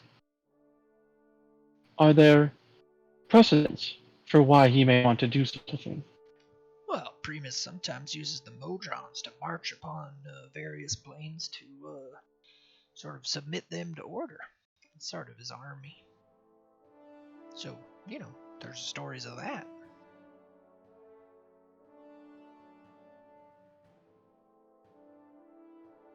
Would it be reasonable to think that, like any army, perhaps Primus might occasionally send scouts ahead of time? Sure. Or just any emissary. Gods are often sending emissaries. They don't seem to come down on their own very often, if ever. Indeed. I am only just becoming familiar with Primus, but if I had to guess, I would venture that he rarely leaves his post in Mechanus. Yeah, that sounds right.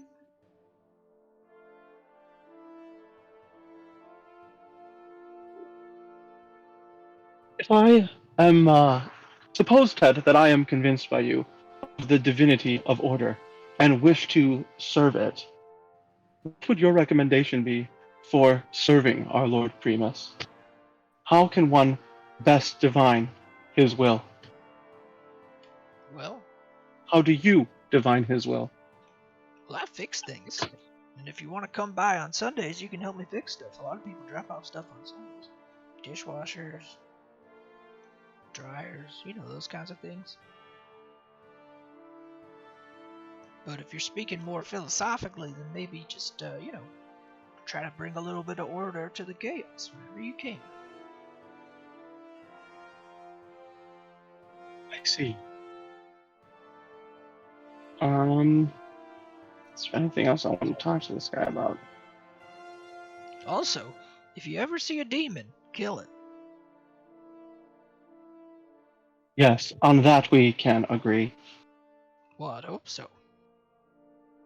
It's a pretty low bar. I appreciate you talking with me, Ted. May I ask you one more incidental question? Yup. Why do you carry so many pocket watches? Oh, I've got a lot of things, a lot of fires in the oven. Gotta keep everything orderly. I see. But is there not some reason you can't keep track of things using one watch and just know how things are timed or spaced out? Or does each watch serve an independent function? Yeah, each watch is for something else. This is my nephew's birthday watch, and it counts down to his birthday. Easy to keep track of. I see. Very interesting. Very clever workings here. You seem to be a skilled artificer. Oh, well, my brother's more skilled than I am. He's the one who made it for me. I see. I wonder, do you think I might speak with him? Well, sure. If you got gold, he'll even make something for you. And where would I find him? He points down the street at this big sign that's sort of neon and flashing, and on it says, Arena Dazzle Cloak. He says, That's his shop right there. A bit flashy, but I suppose it catches the eye. Thank you once again, Ted. I hope that we may meet again in the future. Perhaps I shall see you some Sunday. Oh, he could use the help. There's a lot of chaos in a washing machine. I don't doubt it. And then I will just sort of nod my thanks and walk towards the brother's shop. okay. You walk into the brother's shop, and you see this guy working on what seems like a microchip for a mechanical thing he's building. He says, What can I do you for? Hello, are you brother to Ted? I understand you are a skilled artificer. Master Artificer. And yes, My apologies, Master Artificer. I am interested in a pair of boots that will give me some temporary ability to fly. I had an artificer friend who accomplished the task once on a very short-term basis. He turns at you, and his eyes are so magnified by his goggles that all you see are like giant pupils, and he kind of looks like a frog. He says, yeah, I can build you some boots. That's no problem. You want to fly? Everybody wants to fly. I do, and thank you. Sure. Perhaps we could come to some sort of agreement on price. All right. Well, what are you offering? Say 2,000 gold? he squints at you, even with his big pupils. You want to just walk or you want to fly? I would like to fly. Yeah, then make it 10. Deal. Damon doesn't actually have haggling skills. He just was like, That was I'll like make an something offer so that somebody this guy will told say a him. number. Somebody told him how to Mhm. haggle. Yeah.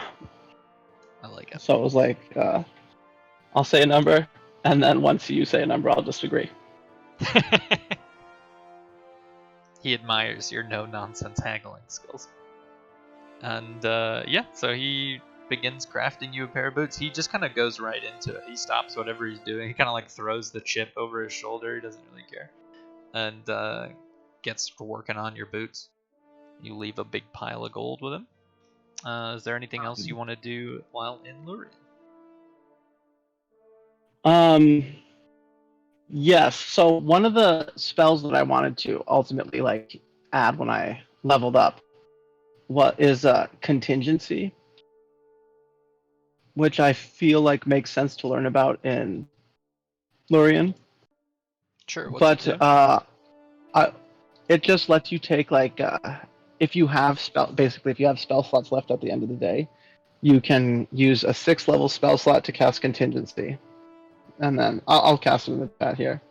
And then you can also use a spell slot of 5th level or lower that with a spell that targets self, and you can basically state a condition that will cause the spell to go off.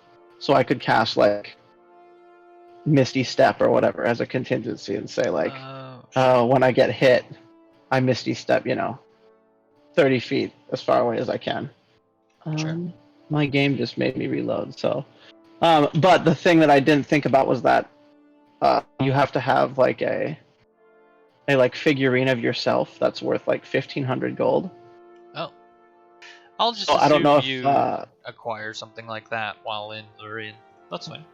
Okay, I was gonna say like if I can like work with Ted on Sundays and develop some kind of skill myself, maybe I could eventually He'll make manufacture Sure. an image of myself, or someone would make one for me. Yep. But I think that's the only other thing that I wanted to make sure I got done. Yep. Okay. So you do that. He makes the boots. It only takes like half a day. Like you would think it would be like stuck there for a week while he builds it, and then like he builds like a bunch of parts and it doesn't look like anything, and he's like, oh well, it's done. And then as confusing as that, and he just slaps it on your feet and they all stick in there and like perfectly groove in, and then instantly mold into rocket boots. Yeah, I'm amazed by this because I thought Missile was extremely skilled, but it seems like this Missile guy was just a chump who died yeah. by a sea monster. So I might ask, insofar as this guy seems willing to answer questions, just ask, where did you learn to do such things?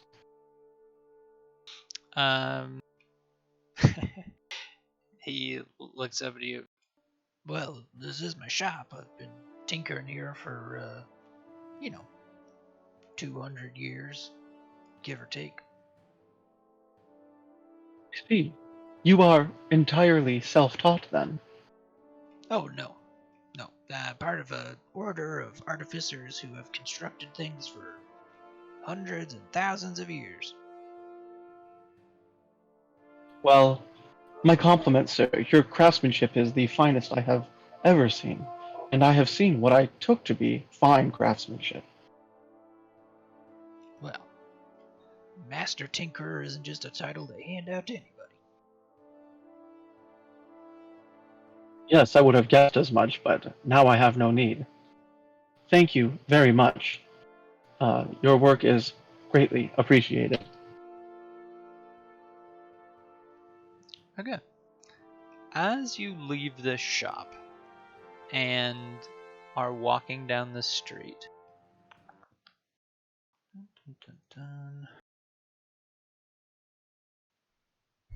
you are sort of just casually strolling, sort of enjoying your rocket boots, looking at the shops, and sort of like a nice, calm day, and you can't help but feel something is off. And you see the archive at the Lurien archive, which is again up on this big hill, all of the sudden burst into an explosion of smoke and flame, sending debris flying everywhere and every direction. And the sky begins to cloud up as this sort of dust fills the atmosphere. Again, this is far enough away that sort of the rubble is smacking things around you, but nothing is big enough to hurt you. And the dust cloud sort of flies over your head, blocking out the light, and you get the feeling it's like almost like it's night out because it's so darkened by this dust cloud. And you see people running and screaming and running into their houses and hiding, and you see just like guard figures running down the street towards the explosion.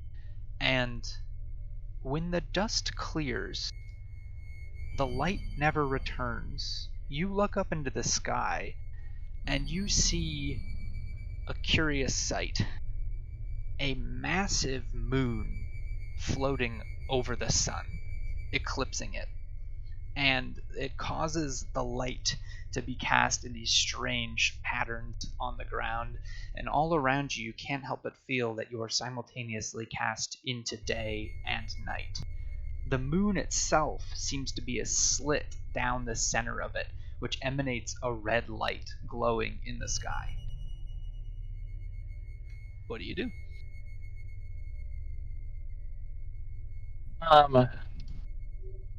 Can I, like, as I look up at this thing, does it look like it looks like it literally is a moon or some kind of celestial body, or does it look like something artificial that has been placed there in some way? Roll a perception check for me.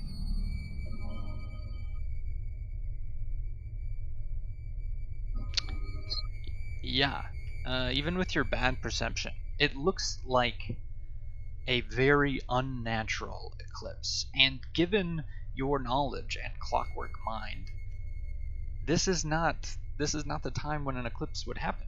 The moon was not in the sky moments ago. Something strange has happened, and you can sort of feel something weird in the air, like for the first time something's missing.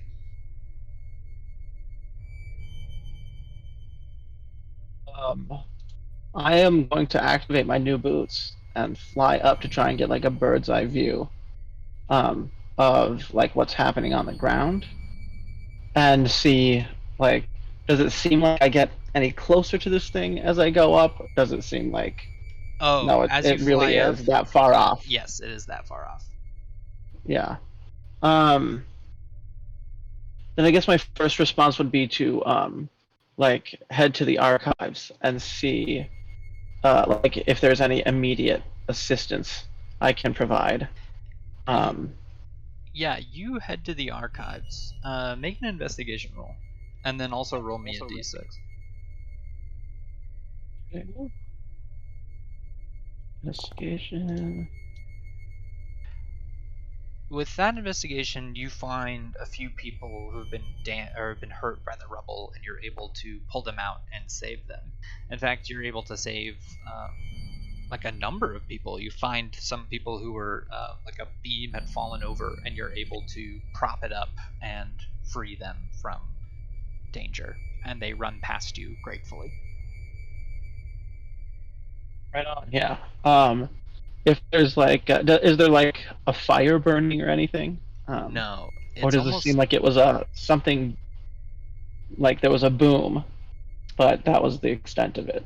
Yeah, it's sort of like a bomb went off, but there was no fire. Okay. And where the Lurian library was, it is now a pile of deep rubble.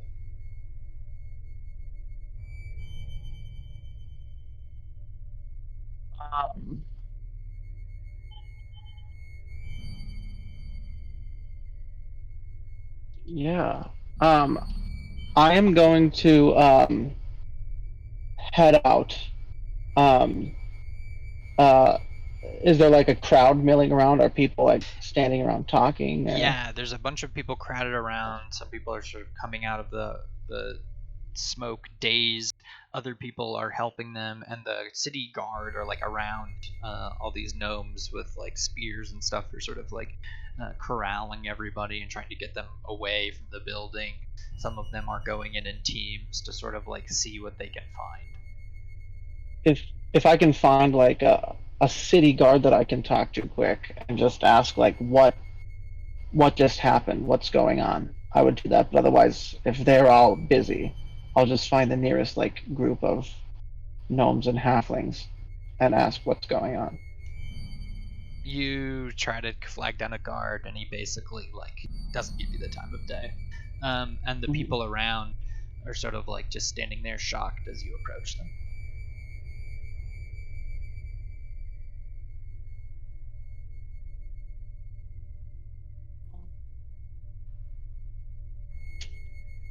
And I don't think I have anything that lets me like communicate with anybody at a distance.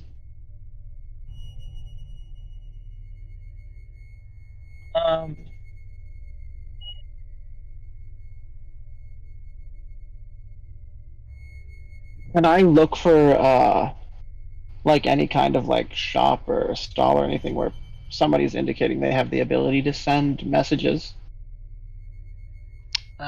Yeah, you find like what's the equivalent of a gnomish payphone. You can like put in a person's name and cast sending to them. Yeah, I want to do that. And try and contact Marin. And just say like, there was an explosion in the Lorien archives. A strange eclipse is happening. Do you know anything about this? You hear back from Marin. It's happening here as well. Please return home, Damon. We are out of time.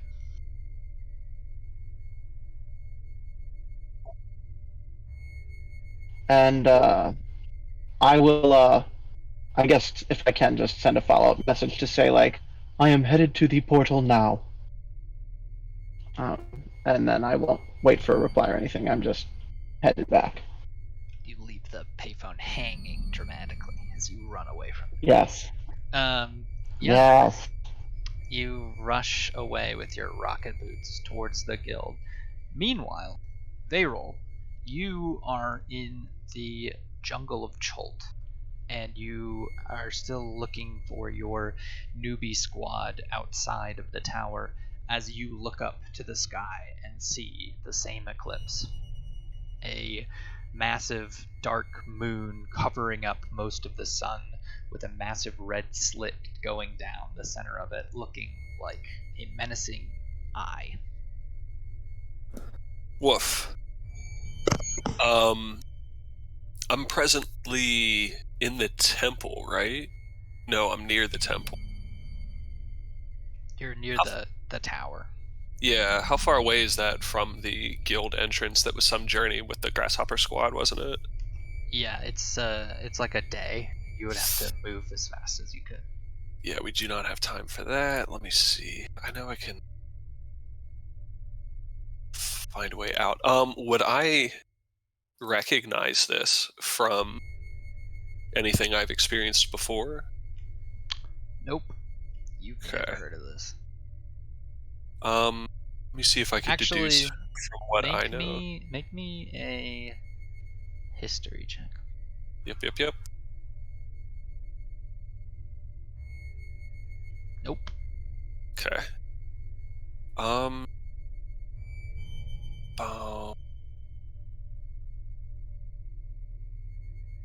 Nothing from the staff, nothing from the notes, so I haven't learned anything new about this.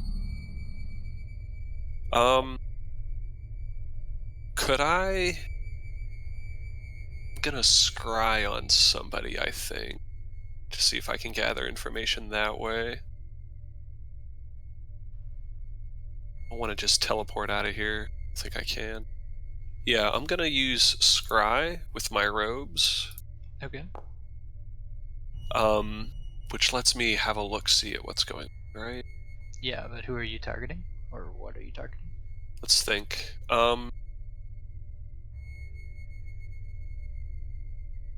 don't want to just say Marin, because that feels obvious, but I feel like that would be the person who knows what's going on as far as all of this stuff goes. So I guess I would want to say Marin. I will tell you right now, Veyrol knows that Marin cast a spell on himself that makes him unscribable every day. Bummer. Because that's what most high-level wizards do. Smart man. Let's see. I know what the rest of the squad is up to, don't I? Yeah. You don't know. They're all spread out over the whole planet. So I don't know that Vosner and Terran are in the Wheeldath. I mean, you know that they headed that way. You don't know if they're still there or if they died or what. Okay. Well, I'm gonna want to scry on the rest of my squad, and I guess if that's what I'm gonna do, I would try scrying on Izzy since she's the captain to see if Okay. something's amiss. So technically it's a wisdom saving throw. See if she resists it. But you get a +5 to it. So, Izzy, can you beat a DC 23 wisdom saving throw? Yup. That's a yup. Well, nuts. I would let him scry on me, though. Would you? I mean, you might be doing something private. You don't know. I think you probably don't allow scrying by default. I don't know how that works. If I would be able to tell who's scrying. I think scrying is normally considered pretty invasive, so most people wouldn't allow for it. Messages make sense, but would I be able to tell that it was Viral who was trying, though? Nope. Okay. You wouldn't even notice that anything happened. Oh, don't I have her Ring of a Monitor? No, did I give that to somebody? No, I think you took it. Okay. Maybe instead I could cast Sending with that. Yeah, go for it. That would be smarter. And I don't know how Sending works. I send a 25-word message. Yep, you can just say whatever you want and they can reply 25 words. Okay.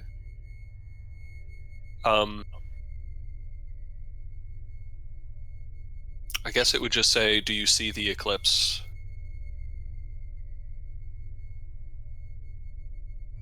And we cut to Izzy in a bar, laughing it up in one town, not looking at the window. What does Izzy do? When I receive that message, I will, I guess, go to the door and look outside. You look outside, and a curious effect, sort of shadow is cast over the land, and yet a small glimmer of light casts strange shadows upon everything as a massive eclipse can be seen all the way up in one town. The red slit down the center of the eclipse gives it the impression of a massive serpentine eye. And can I roll an insight check or something to see, would she get the impression that this is the moment they've been waiting for? Sure. You think this is bad? Okay, so she'll reply to the message and say, yes, perhaps it is best that we all regroup at the guild.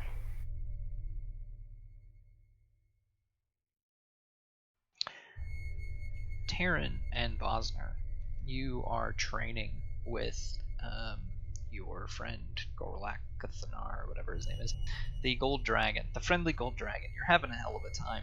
He's telling jokes as he's flying around blowing fire and stuff in the air, and you guys are learning from him your various new spells and abilities. And Terran, have I given you your gold one yet? Let me check. I don't think so, but it should follow the same formula for all adult gold. Yeah, I know what it is. I don't know if it's actually in it yet. Yeah. Well, anyways, then you'll be following that, and you guys are learning, and the training is essentially narratively complete. And as you guys are continuing, sort of having a nice time in the jungle or in the Wheeldath forest, just training and enjoying your days, eating big burnt boar, compliments of this gold dragon. At some point, you look up and see the same thing in the sky. And the gold dragon looks up too. And he goes, "What does that mean?" Taryn will look to Vosner and say, "Does this resemble your dreams?" Could I get the feeling that the Shadowfell is making its move? Roll an insight check for me.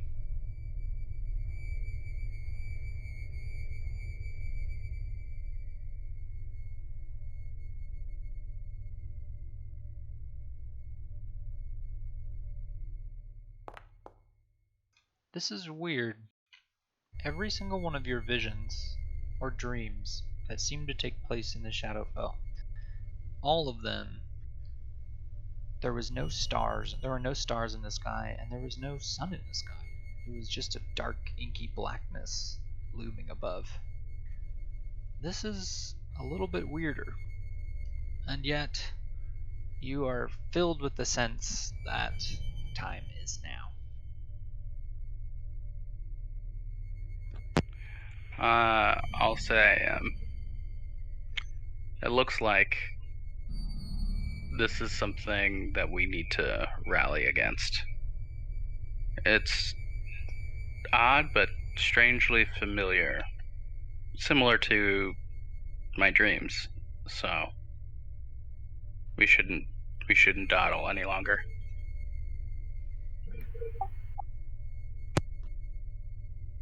Do you think it's related to whatever's underneath? It's hard to say from right here, but I wouldn't be surprised. You don't have sending or anything, do you?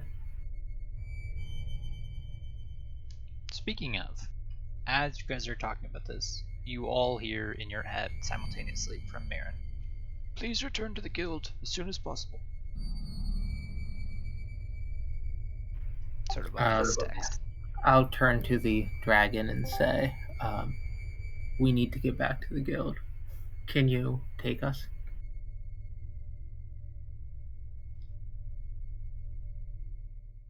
Of course.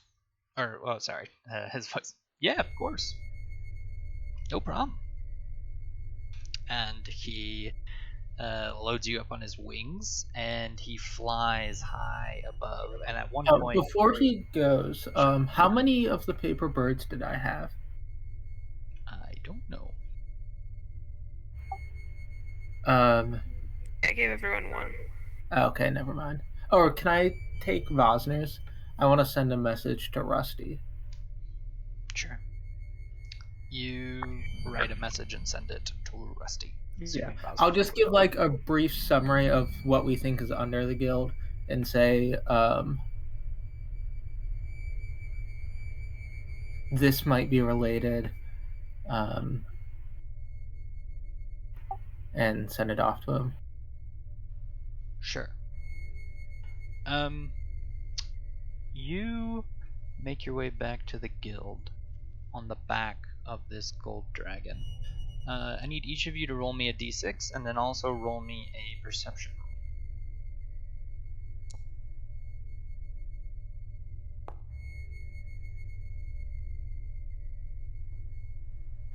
Oh, yeah.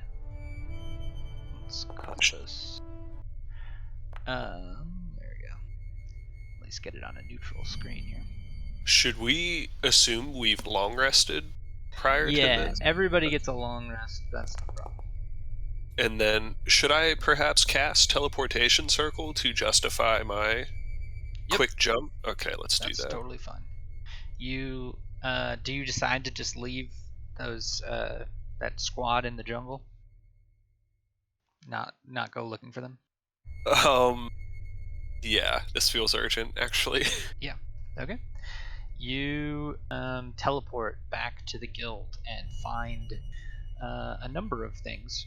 I'll say you're the first back, though Damon comes quickly after you, coming through the portal to Lurien, and you guys come up to the top level of the guild, sort of standing out on these steps. Let me put you out here. Let's see. Damon is here, and Vayril is here. Let's see, Isolda's coming soon. Terran and Bosner. At the top of the steps, already flying in, is... Where is he? God damn. My search thing broke, so I can't search for tokens, and it's the worst thing ever. Fire drip. Okay.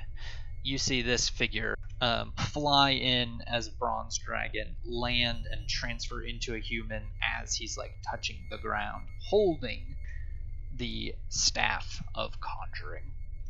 And he sort of like stands there as though he's also been summoned here. And Marin comes out. Where's Marin at? Where you at, Marin?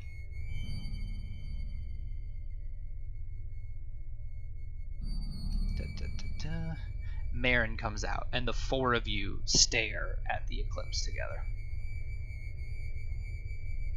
And he sort of turns to you and says, Damon, what did you see?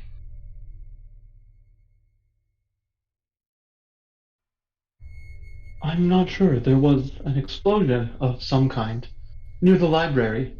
Then there was an object in the sky. It was dark, but there was some kind of red iris to it, almost. And you all look up to see that same thing in the sky here as well.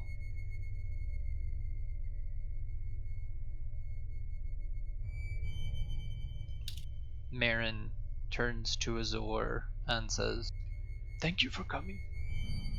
I appreciate your help in these matters.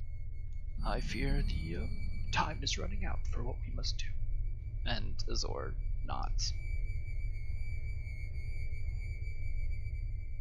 And Marin turns to Varel, knowing that you are going to research the staff of necromancy, and says, Have you located the final staff?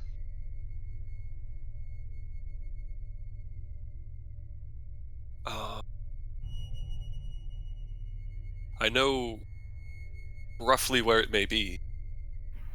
Yes. Has Marin received the bird yet? You mean Azor?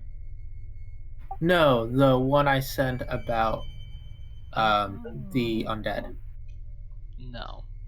Well, let's say yes. What did it say again? It was just like the general area and what was going on, and that they were probably thick. Got it. Marin has not had time to sort of look into Fae concerns in the jungle.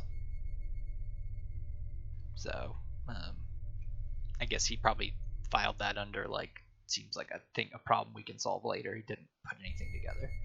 And as they're sort of talking about that, in comes Terran and Bosner on the back of a gold dragon, which I don't have a token for at the moment. And the gold dragon sort of like greets everybody and just says, Hi! And then he looks at Marin and squints and says, Huh! You got old. A little too old. You need to This dragon. exfoliate. This dragon's my new favorite character. And so there's sort of like introductions all around for who's who and what's what. And yeah, what is everybody saying? I would answer Marin's question by pointing out that, as far as I've discerned, the staff is in the Wieldath. Can I make an insight check on Marin and Izor about like how much of Izor having this like, or I guess he has it out. Never mind. Yeah. Yeah, you can deduce that once you explained a little bit of your encounter with Rusty to Marin. He did research and figured out it was Azor and met with him. That they seemed chummy. All right, cool. I guess if no one else has pointed it out yet, Damon would point out that, or he would say, Master Marin, the calculations they had made in Lurien indicated no upcoming eclipse of this nature. It seems that this must be artificial. What could do such a thing? That is something we have yet to figure out entirely. But there are some theories, and I will share them with you once they have become more developed. As for now, everyone needs to ready themselves.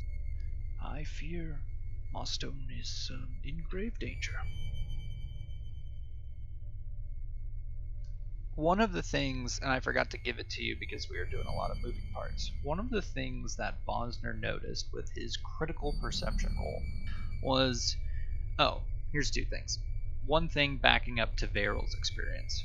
When the eclipse happened, he heard ungodly shrieks and sounds of animals sort of losing their shit in the jungle as they respond to this strange sort of paranormal astrological event. Or astronomical event, not astrological. And the same thing sort of happened with Terran and Vosner. One of the things Vosner noticed as they were flying high up above was what it seemed like perhaps a small battalion of orc soldiers moving in single file through the forest towards Mosto.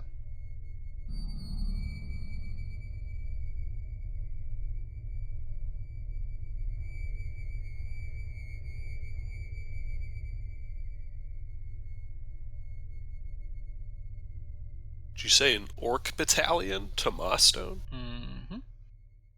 Does Vosner relay this?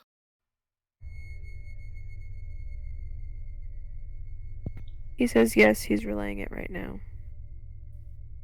Taryn will ask if to Vosner, but in a public way, if he thinks they might be related to the Thay activity we saw. I don't know if it's related to the Thay activity. That seems to be a different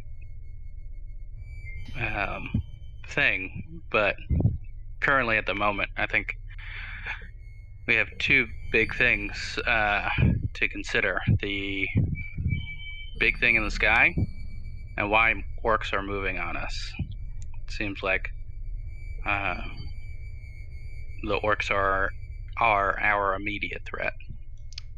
Marin sort of speaks up. Are you speaking of the necromancer who lives in the Wheel Death? Yeah. Well, I can assure you that Toast Company has nothing to do with this. They are above board in every dealing I've had with them. Toast Company? Yes, it's an acronym. What's the acronym? Vosner is just like losing all of his mind right now.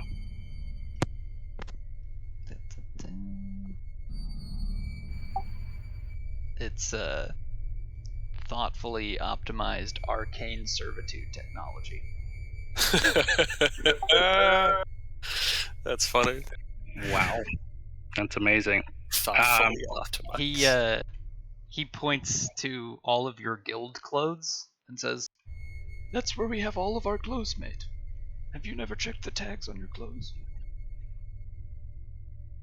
No. They do good work. So I asked, like, was the person that runs this company, I describe bread to the best of my ability? Yes, that is the man who sells all of these wares. He's very popular. Varol says he is the man with the staff. And Marin gives you a curious glance. Says that is strange, but fortunate. He's a kind fellow. We could probably just convince him to come. Yeah.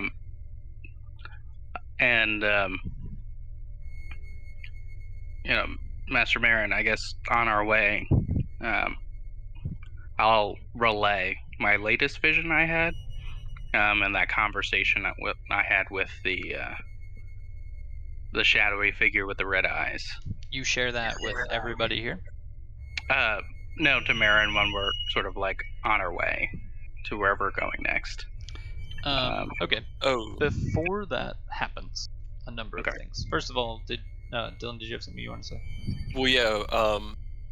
At thoughtfully organized, I would also relay to Marin, given my legend lore, that what thoughtful organization and arcane servitude implies is him using the Staff of Necromancy. And I wanted to make sure Marin is aware of that, and if he still continues to be nonchalant about it. That explains why he's able to keep so many of them constantly at work. Normally, necromancers are limited to a few dozen servants, but he seems to have control over hundreds. Perhaps the staff is instrumental in that way. And Azor sort of nods and says, The staff can accomplish that, yes. Hey, they're all cool with it. I guess we're going with it. and in front of all of you, down at the bottom of the steps of the guild, a lightning bolt strikes and hits the ground with an intense explosion, and the light is blinding. And as the light fades, standing at the bottom of the guild with all the guards sort of at arms, are 5 Loxodon elephant warriors who sort of like stand up, dust themselves on, and begin to nonchalantly walk their way up the stairs to the top towards the guild. Tim, you want to describe your character? Yeah.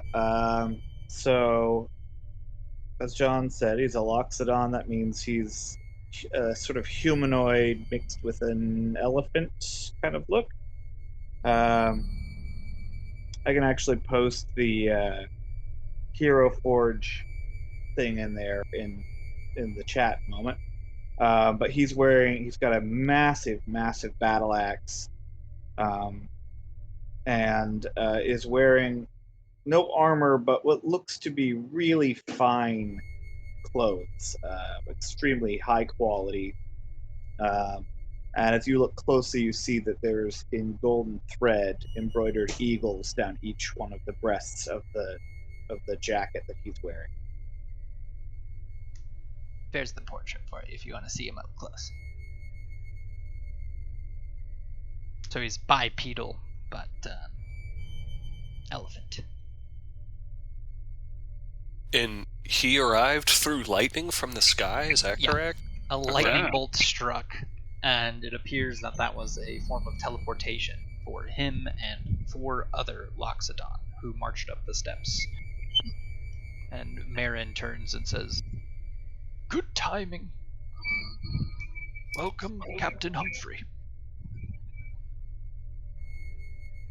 He looks around and looks down at Marin and goes, "Oh dear, I suppose we must do this, yes?"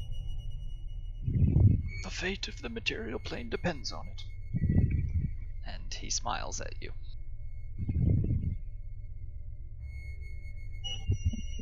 Yes, well, might as well get on with it then. Where would you like us?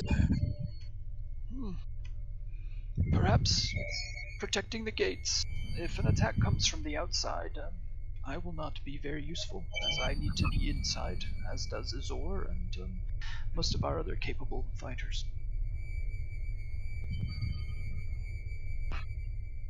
It's likely to not be much fun out there.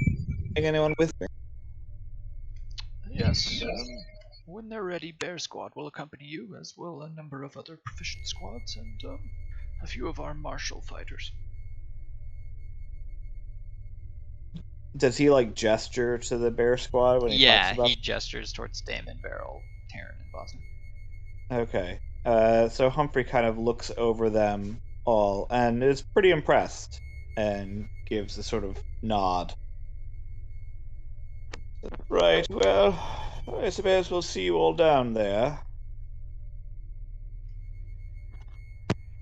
And Marin and Azor express some exchanges, and then Marin, you see, casts the sending spell to Bread. And asks him to accompany him and to bring a battalion or a contingency force of undead fighters if he can.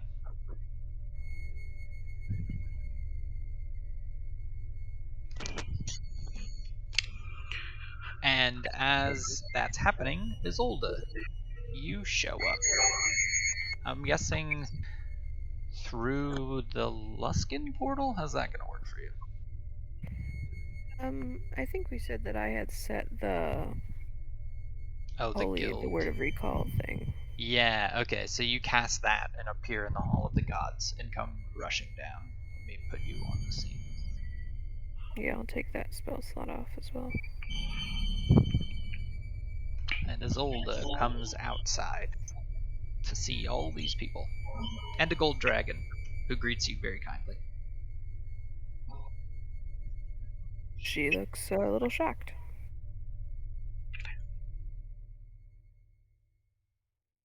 But she looks at her friends and a look of relief crosses her face. I'm glad you're back. Doesn't seem timely. I don't know if we can prepare any, but it might be a good time for a feast.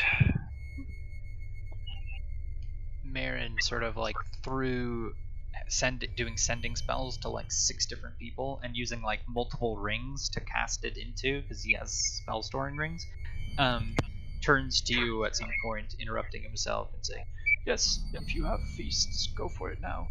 We are running out of time." And as you say, like as he's saying that, bread appears teleportation circle wise in front of all of you in the main hall of the guild, and with him are 6 zombies that are in full plate armor, including one that looks very familiar. Isolde, Taryn, Bosner, and Damon. Make an inside check.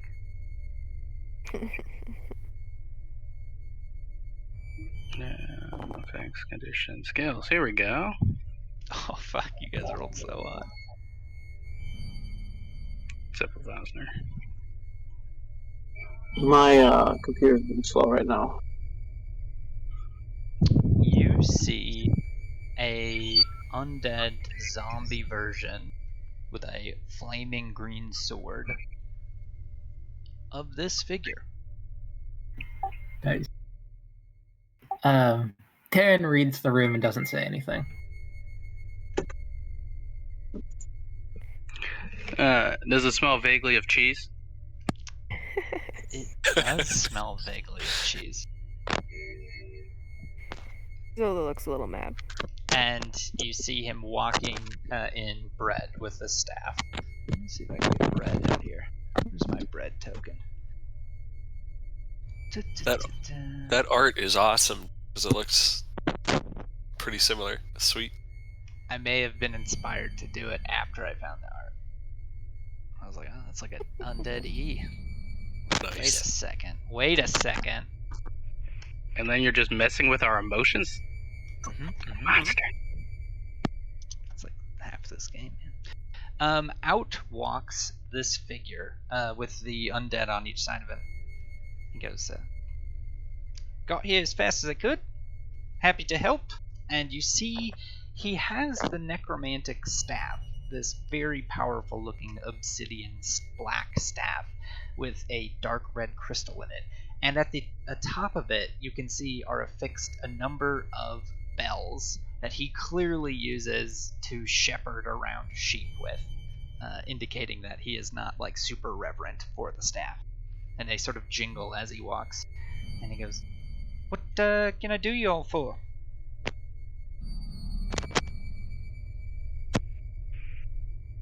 So we meet again. He looks at me, he goes, "I reckon I recognize you. Didn't I once almost kill you?" You have. Well, It seems that we've found ourselves on the same side. No hard feelings. of course not. And if you ever did die, well, And he points to the guy that looks like E. Could always bring you back, make some more use out of you. You know what I'm saying? How does Marin look? Veril's gonna look over at Marin, seeing a former guild member being resurrected. Like, is he cool with that? Marin seems so laser focused on the mission at hand that he is just letting every social grace go out the window. He goes, But okay. Taryn will put a hand on both Isolde and Vosner's shoulders, like, now's not the time. Yeah, she looks angry, but she's clenching her jaw and staying quiet. Vosner tears up a little bit. But that's about it. and Marin ushers Bread and Azor down the steps to the lowest level of the guild to work on the last remaining portals at the lowest or second lowest level of the guild. Vosner turns to everyone and says, well, if we go inside, we can have a hero's feast. I have a goblet prepared already. This seems does like that the place do? to do it. It does a whole bunch of stuff. Gives us all extra hit points, Yeah, Points, max advantage on HP. wisdom saves. Immune to poison. And fear, I think. Yep. Or just poison, yeah. So, Do we get the feeling that there's like an epic battle imminent, or are we like gonna hunker down for a siege? Well, first of all, the feast lasts 24 hours, so kind of makes sense. And Marin seemed to suggest yes, that something was coming. yeah, he said to use the feast now. So, Might as well. Let's see. I'm gonna go.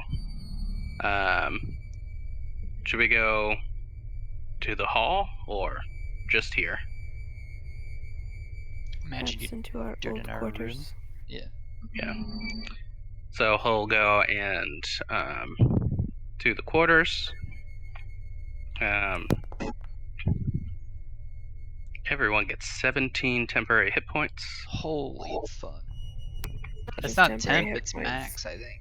Oh, Increases It's your a max 24-hour HP. increase to max, yeah. okay. So 17 So max hit points. There is a slot in your character sheet for that. It's right underneath your max HP. It says plus max, so if you type it in there, it will automatically add it. Cool. So, let's get... And then you'll have to add that same number on the left-hand side. So like mine right now says 118 out of 101. It's even. Okay. Plus 17.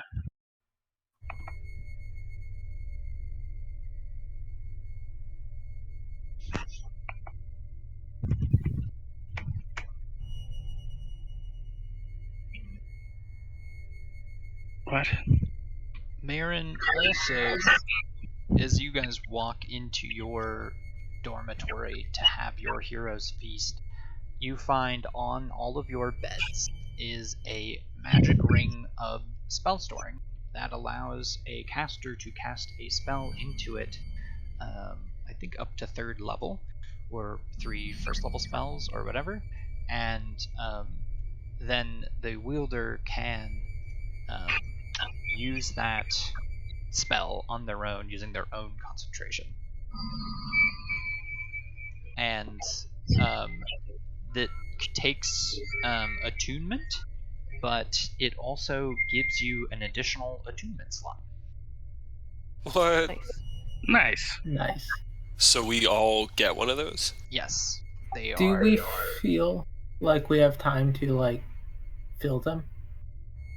I mean, you might as well fill one now in case you don't use it today. Oh yeah, then we could just reuse it. I'm gonna Nice. put a revivify in mine. Yeah. Do you want me to put a Revivify in mine? Or Can do maybe whatever one you is want. good. So can we just add Arena Spell Storing to our inventory? Let me quick make one. That's homebrewed. Yeah. Sweet. Free Not shields. sure why, but I'm getting a 504 error right now. I don't know that it needs to be a huge concern. I can just put the stream on. Well, let me see.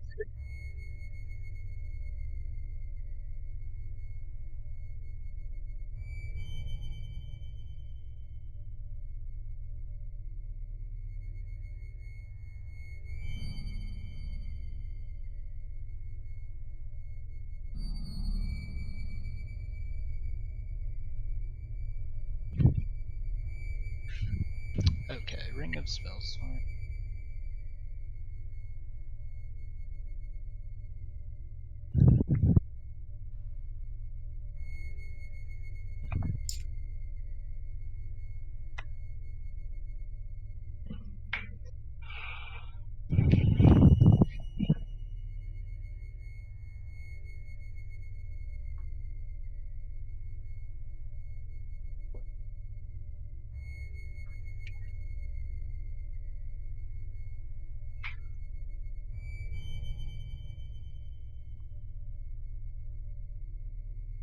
Okay, I put a Guild's Ring of Spell Storing in the group loot, so you can each drag one to your inventory.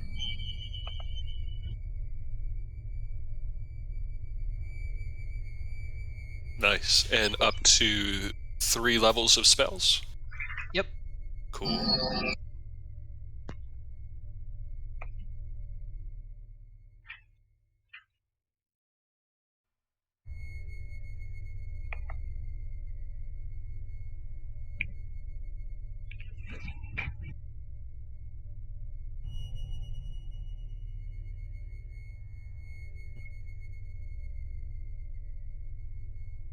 So you guys break to do this, and as soon as you're done, you've been summoned to the 6th level of the guild, where the portal hub is.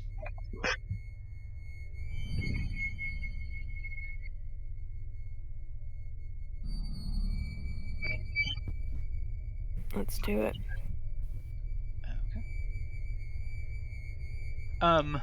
Just for the record, it might not like be important now, but anybody who like upgraded armor and all that stuff, you can do that now. You will have all those things. Picking it hands out all of the gear that you requested upgraded and stuff. Nice. So my armor is +3 now? No, I I think you didn't do did +2, unless +2 and I added the scales. Never mind. right. So Cool. yep. Blah blah blah blah. Let's take a 5-minute break. Okie doke. Be right back. Oh boy.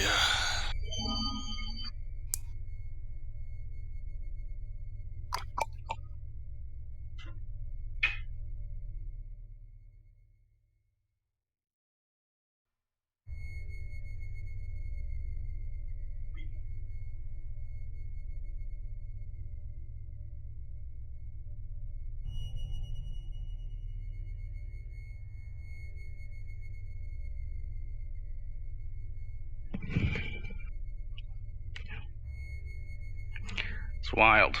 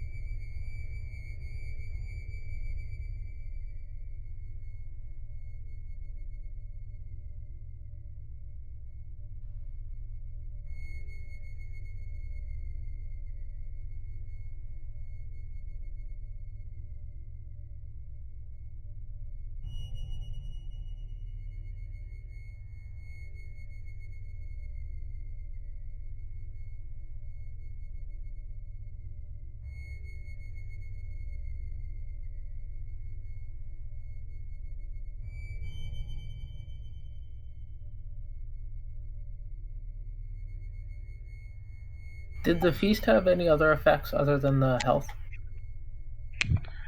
Yeah, hold on. It has.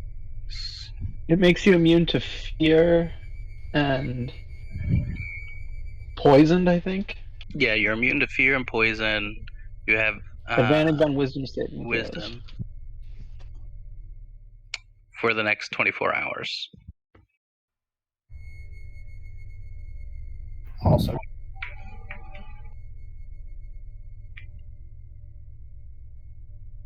Yep.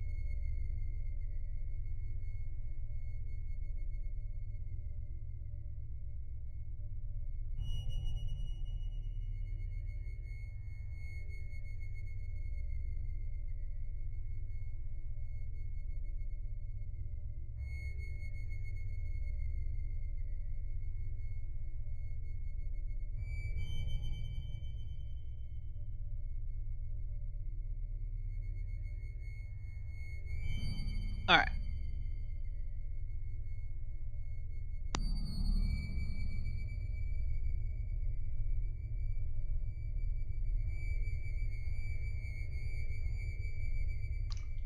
All right. Everybody here or no?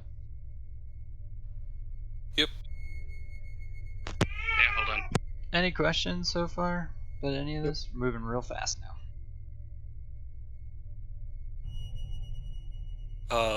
Mara knew about Brad all along. Cool with the staff, cool with the undead. So somebody else is the big bad. Or something like that. I mean, Bread could still be the big bad. You never know, man. That would mean Marin's the big bad too. I can't handle that. I would never do that to you. I won't handle that.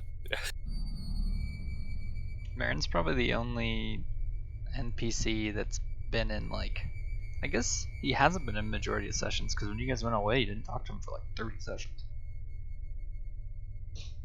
Well, anyways. Okay. Let's get some new music going. Something better, like this. Yeah, that's better.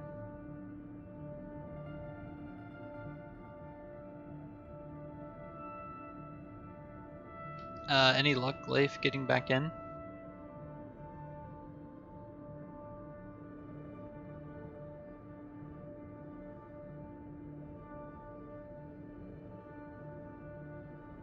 He is not in here.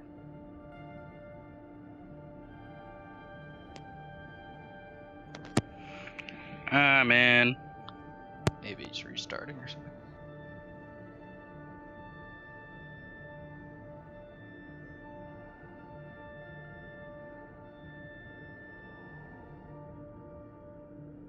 Okay. Well, this would be a good time.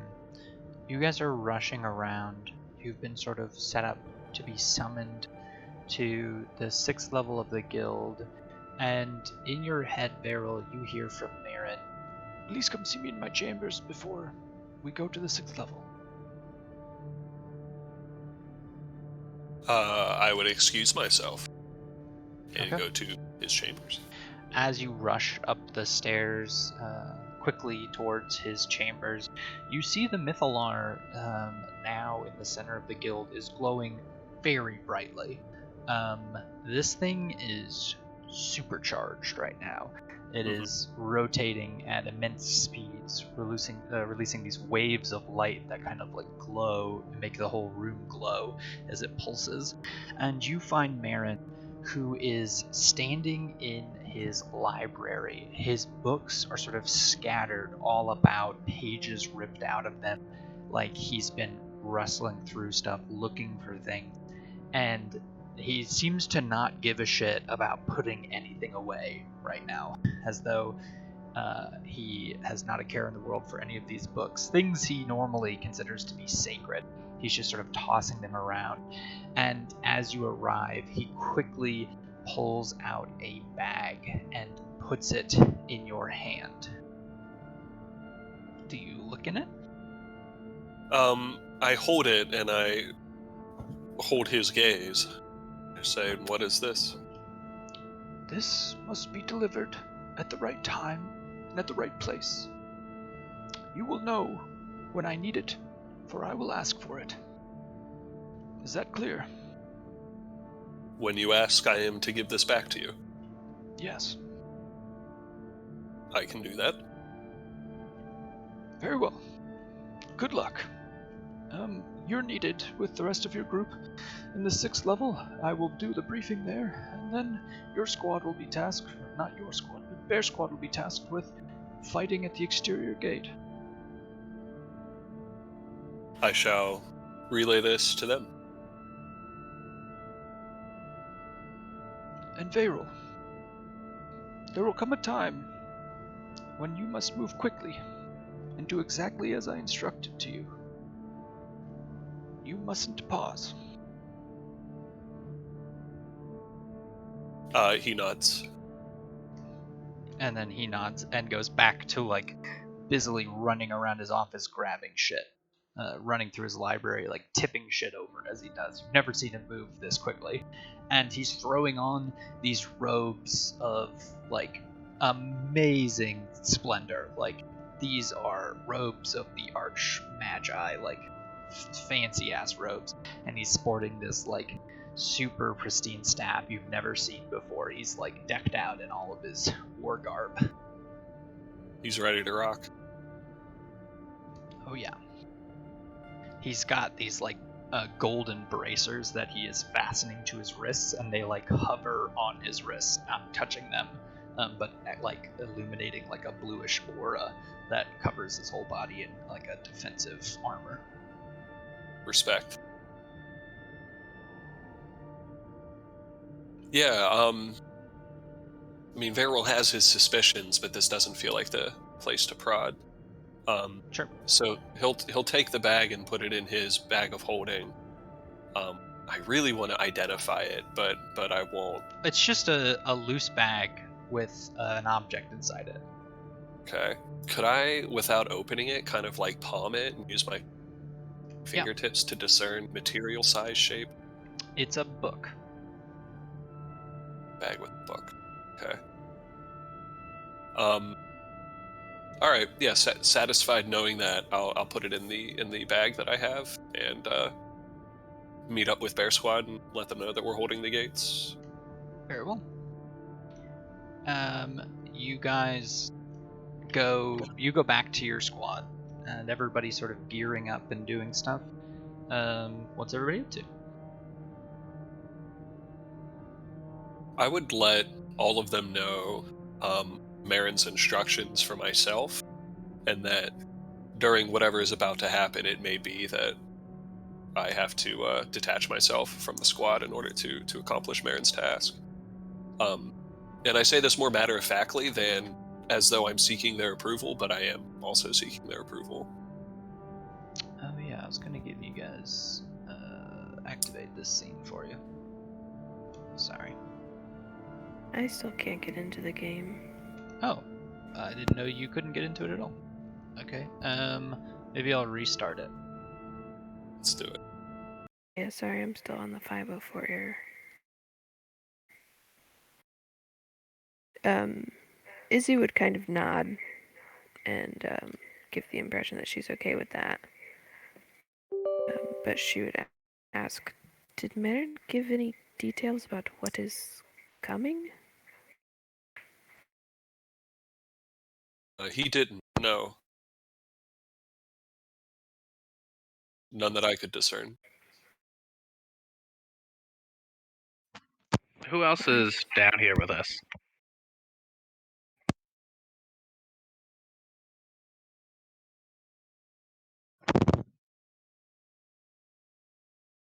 Okay, I'm re-hosting it now. I think it should be up.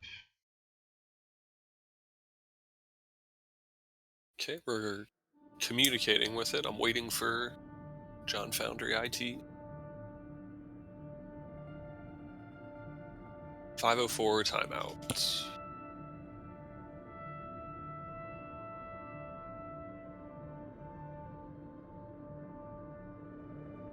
Anybody else getting 504? I am. Yeah, blank loading screen. Hold on. Okay, let me try one more thing. Gosh darn.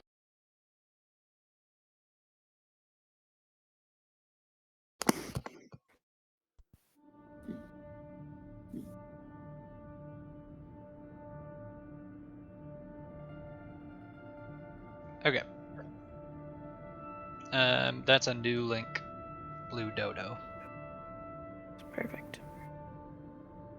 You're perfect. You're perfect. Oh my god, thanks. I'm in. Yeah, more success.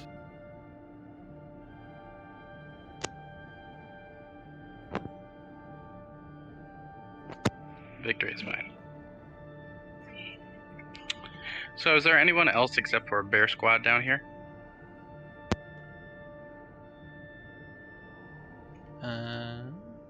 No, Bear Squad is alone in their chamber. I think I've got your AC fixed, Laurel. Should be 24, right? I believe so. Cool. And I guess I should have on my armor the black. No, I just increased my AC, right? Or I can't remember what I did. Yeah, it should be 18 now. Yeah. Right now I'm rocking 16. Yeah, I'll fix it.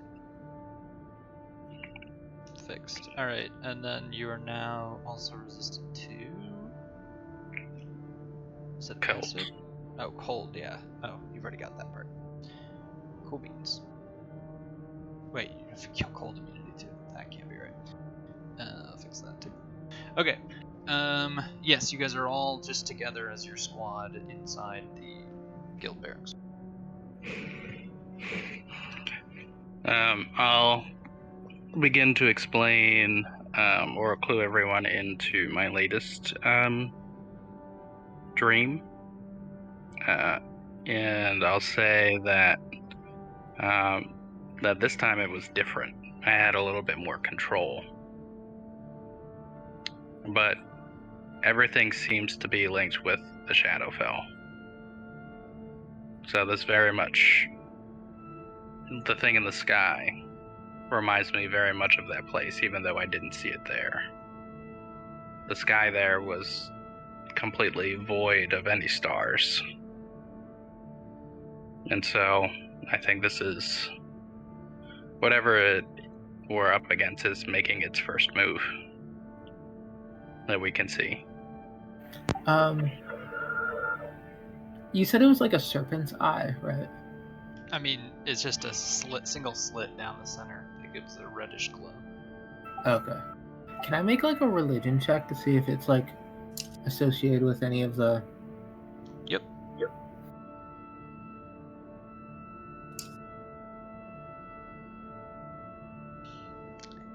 It seems bad. I'm not killing these checks today.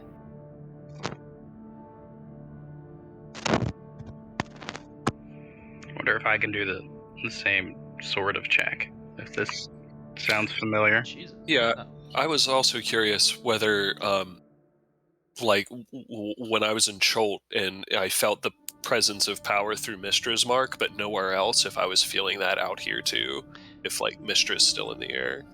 You feel a little bit of that feeling, like the weave is weaker now. Just so slightly. Not enough to affect spells, but having now felt the absence of it, you can feel something very strange. Yeah. I guess I would just mention that I, like, enthusiastically agree with Vosner's diagnosis, and that the time has come to deal with what we need to deal with. But this is bad and not good.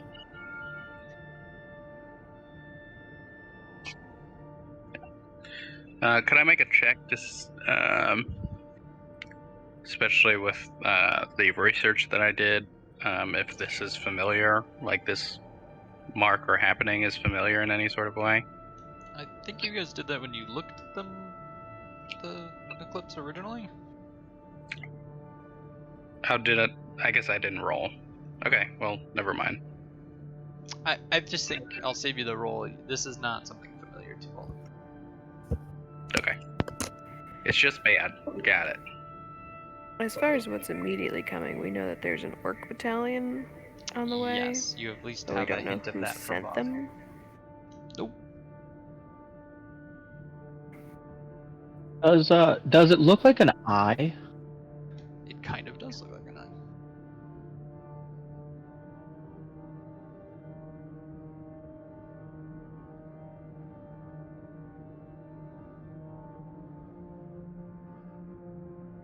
I suppose if we are prepared, we should go and take our post. Perhaps the Loxodon folks have more answers than we do. I get the feeling the answers will come all their own. Perhaps that is true. She just looks a little like ill with worry.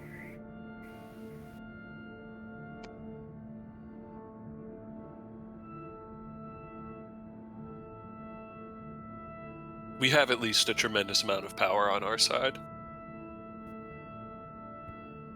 Of course.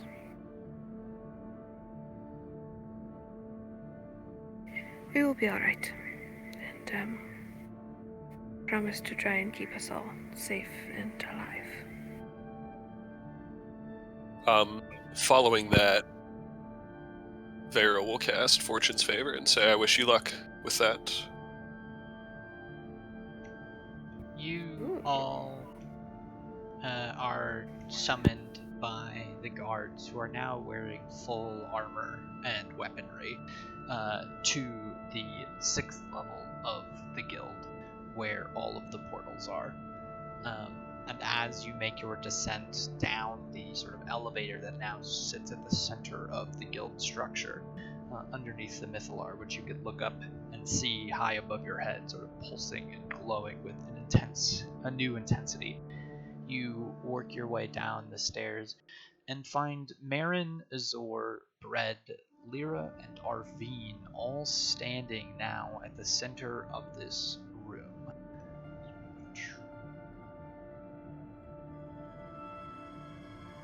Oops. Double music. As you walk in, Marin says, "Let us begin." And Bread moves to his location to disable the portal, to reopen the portal, or basically to to shut it down and to disable the lock, as does Azor. And as they do that, the glyph on the ground begins to disappear.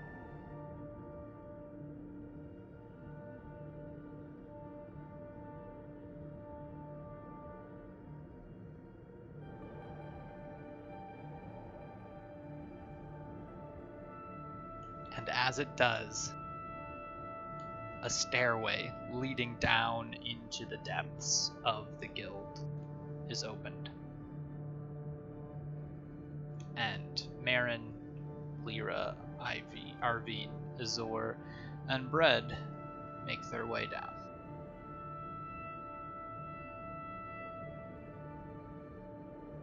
I suppose I will follow.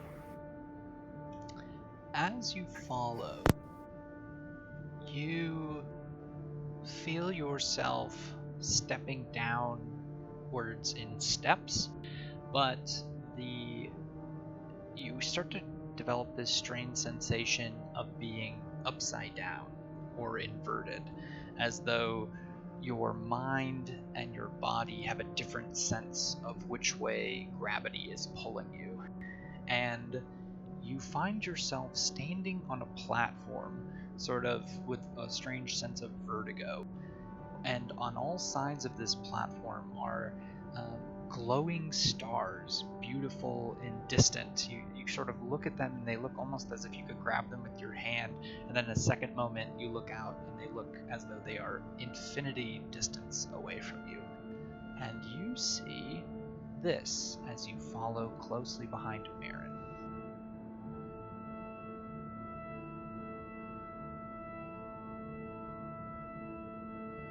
Standing in front of you, suspended in a directionless void, is a massive ancient structure with giant stone sort of spherical shapes entwined in one another.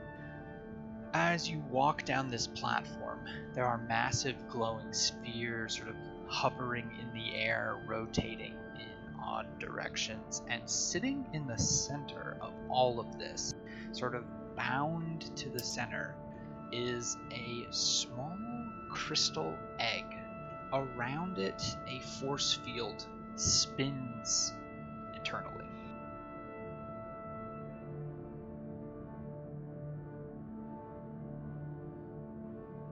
As Arvine summons to her side the powerful Deva that she has access to as a celestial warlock, it sort of stands next to her, arms crossed, peering also at this centerpiece.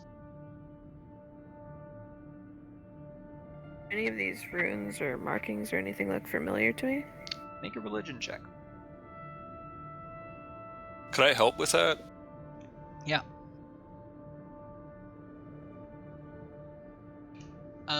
Just being able to read Netherese help here at all? Make a history check as Damon.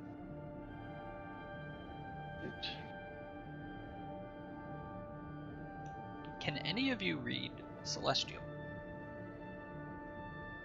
And primordial. Isolde, you find a curious mixture of Celestial and Primordial written, and sort of, it's almost like the two languages combine and cross over each other as you read the runes sort of all over these. And what you piece together is a single word: ley line.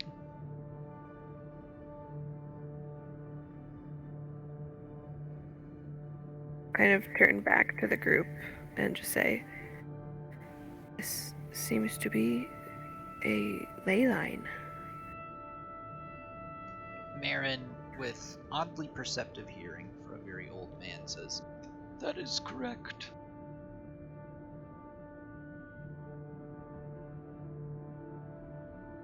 And what is this object? And she'll kind of take a step forward onto the platform. You look through the floating sphere. He says, "Do not touch the sphere. Total obliteration awaits for those who touch the sphere." And he looks carefully at it, sort of admiring it, and says, "It is the last remaining egg of a crystal dragon."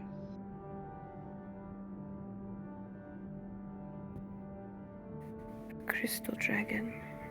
Do I have any idea what that is? Not only do you not know what it is, but you're pretty sure those are made up.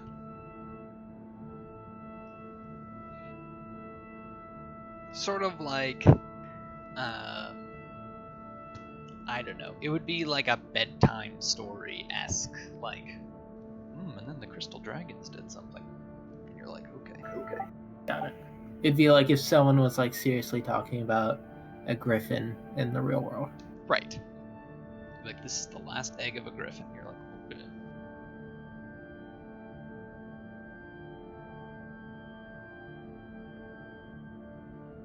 Taryn will look at Marin inquisitively, but like he's not gonna like call Marin on anything. And Azor sort of looks to Marin and says, "Well, I suppose it's time to protect it. One last time." And you see him begin to like sit down and meditate and ready himself. Arvine sort of begins to prepare her spells as well, and Marin looks up at the rest of you and says, "We cannot let any invaders into this room. Until our work is done here, this thing will be of utmost importance. Please, go to the top of the guild." What invaders and why for the last time?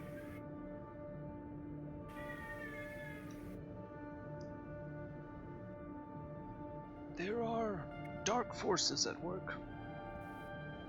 Forces that have been banished from this world for a very long time. They aim to return, and when they do, they aim to banish all of us with them.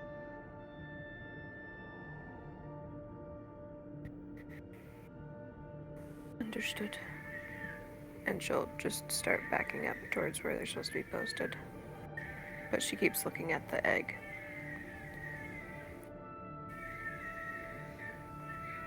And then she'll kind of like wave for everyone to follow her.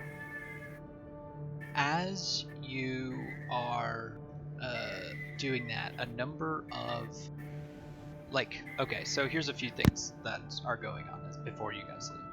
You notice as a number of guild armored members of the guild walk past you, past Marin, and this direction into a massive open room.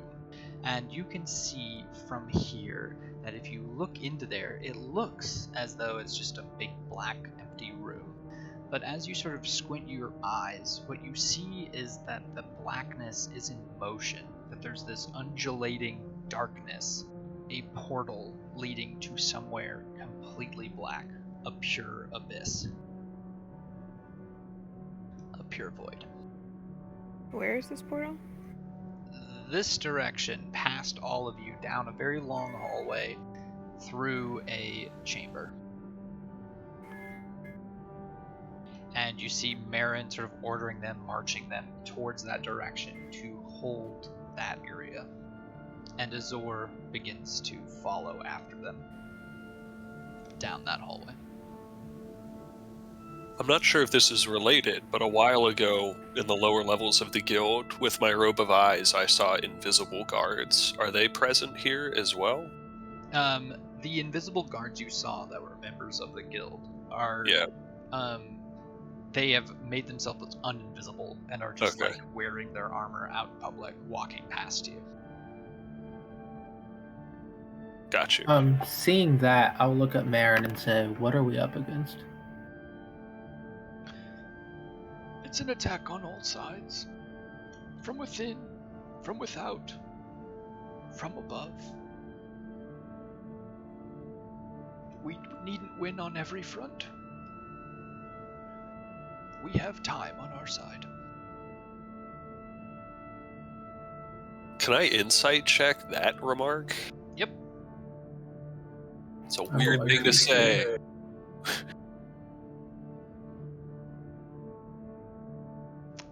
I totally believe him. Taryn, you're like, oh, good. Beryl, No stress, guys. you're like, he seems to think that you guys have some advantage that the invaders do not know of. I like it. I'm encouraged. And where are the rest of you going? And she'll kind of like motion down that passage. To protect from within. And you see, as walking past you, are a number of faces that you will recognize. Chandri, carrying a massive, brightly colored shield that has all of these runes sort of glowing on it, and a large hammer glowing of light. You see Tetherman walking past, his skin covered in bark, sort of nobly nodding at you and giving a wink to Bosner as he walks by.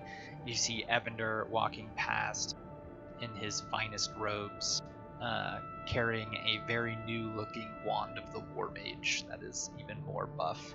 And he sort of looks at you, Taryn, and says, "See you on the other side." And Be careful. he sort of smiles at that, of course. And Enna walks by with her bow, its string already on fire, seemingly not burning her. And you see them walk with this contingent of guild guards in their gold plate mail, walking through and into that dark room, and you sort of lose sight of them as they walk towards the darkness.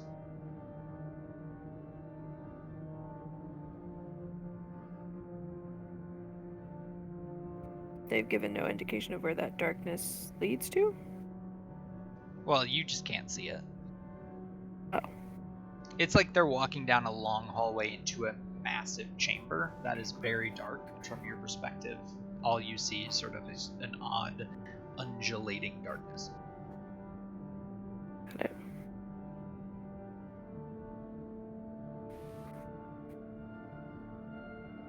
And Chandri turns to Isolde and says, "Remember, keep the faith." And she continues on. Yeah, Isolde will kind of give her a nod and a small smile.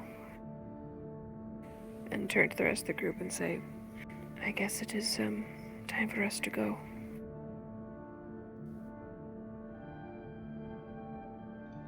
As you leave and go up the elevator, you find yourselves underneath the massive Mythalar, which again, humming with great energy and speed as it seems to be charging up for something.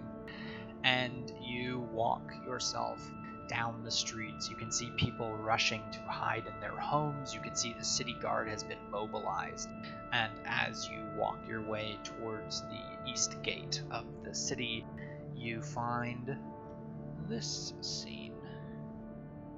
As all around you have marched up and sort of formed a line. Guards are sort of on the top ranks, and the city folk are sort of organizing outside, forming a vanguard, and you guys walk out the gate and find yourself sort of right in the center of it.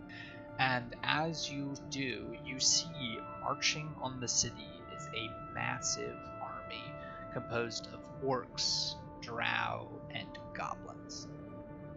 And this is what you see. That stupid drow fucker. Remember how he popped up and we totally ignored him? Oh yeah. Standing at the center of the drow contingent is a dark-skinned drow man with white dreadlocks, standing sort of with the hood up over the top of his head as the rain begins to beat down. You notice that the sun being eclipsed in the sky seems to have had a sort of night effect on the battlefield, as everything is cast into a strange shadow. As you come through the gate, you see Gorok and Ander are already sort of like ramping each other up, sort of hitting each other, punching each other in the chest. And the guard captain Damien sort of stands next to both of them and rolls his eyes and sort of makes a salute to the guards up on the wall, all of them manning crossbows and ballistas and such. To your right, you see Humphrey with his contingency of 5 Loxodon guards. To his right, you see a fire shield. No, you see Bread and his small army of undead soldiers. Farther down the line, you see Gnome Squad and Turtle Squad. To your left, you see Aaron, Bradson, Galen, Chuthra, and Hayeza, all seemingly assembled from the Lowtown district. And even farther to your left, you see Dorn leading his favorite group of all paladins on horseback. They're actually on Pegasus right now, all of them. And all the way far to the left, you also see another one of the squads from the guild.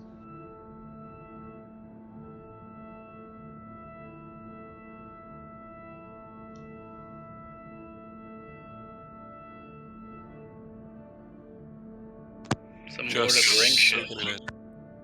Yeah, for real. The rain kind of pours down, and both armies sort of stare at one another.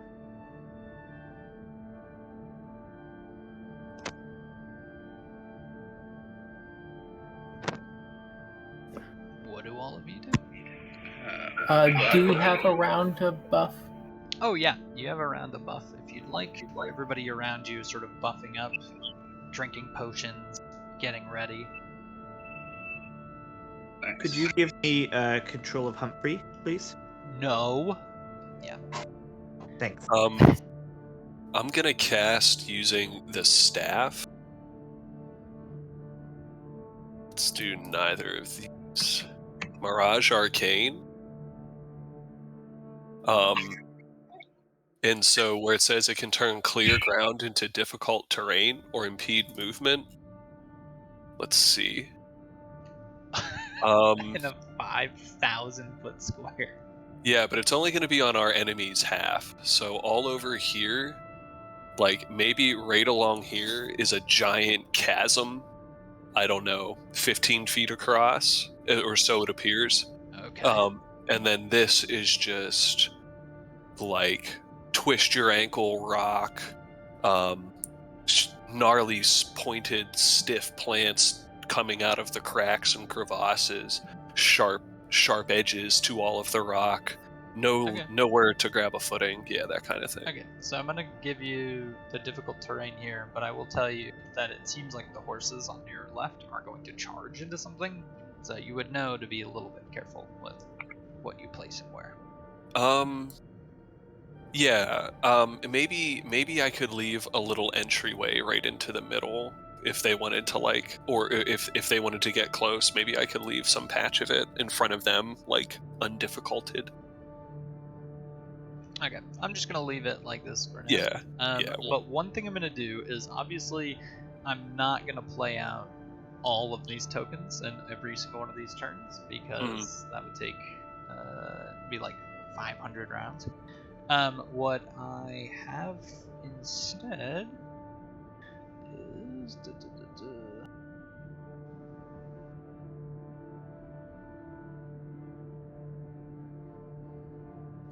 as the battle begins and as the various groups charge into the fray, your group is sort of tasked with leading up the charge towards the center of their vanguard, their drow contingent. And that is the scene I am going to switch to as the sides charge at each other. This is the scene that unfolds, and I'm just going to sort of like map it for you so that we it's pretty straightforward. Let me see if I can make a square. This is sort of the battle map right here, if that makes sense. Yeah, so like chaos is happening outside of it, but we're not going to pay attention to that for like mechanic reasons. And so I am going to select all of these tokens, and they are going to fight. And that's all of you. And here come the dice. If it's going to be a pain in the ass, obviously we don't need to worry about it, but I thought the difficult terrain would be strategically advantaged for us, so if the drows don't have to deal with that, that would be cool. Yeah. I'll make it so that, let me draw that across the screen. Yeah. I'm pain in the ass averse, so if anything like that comes up, let me know. No, it's fine. It's easy enough to just make it difficult terrain. The crevasse thing was going to be a little bit tricky to do, even though it's fully within your right to ask for it. But, yeah. Got you. Okay. So, Elite Drow Warrior is going to only be slow. Slightly. Let me change the music. Bum, bum, bum, bum.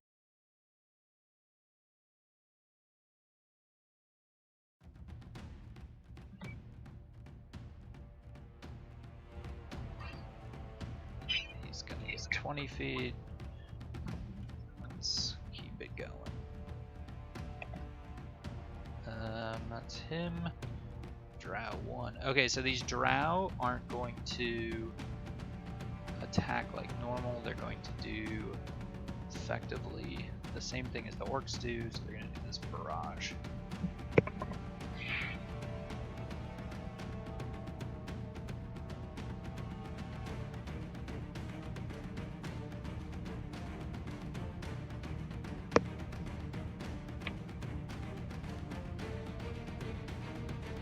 So all of these Loxodon get shot at from Drow contingent. I'm going to remove all of these.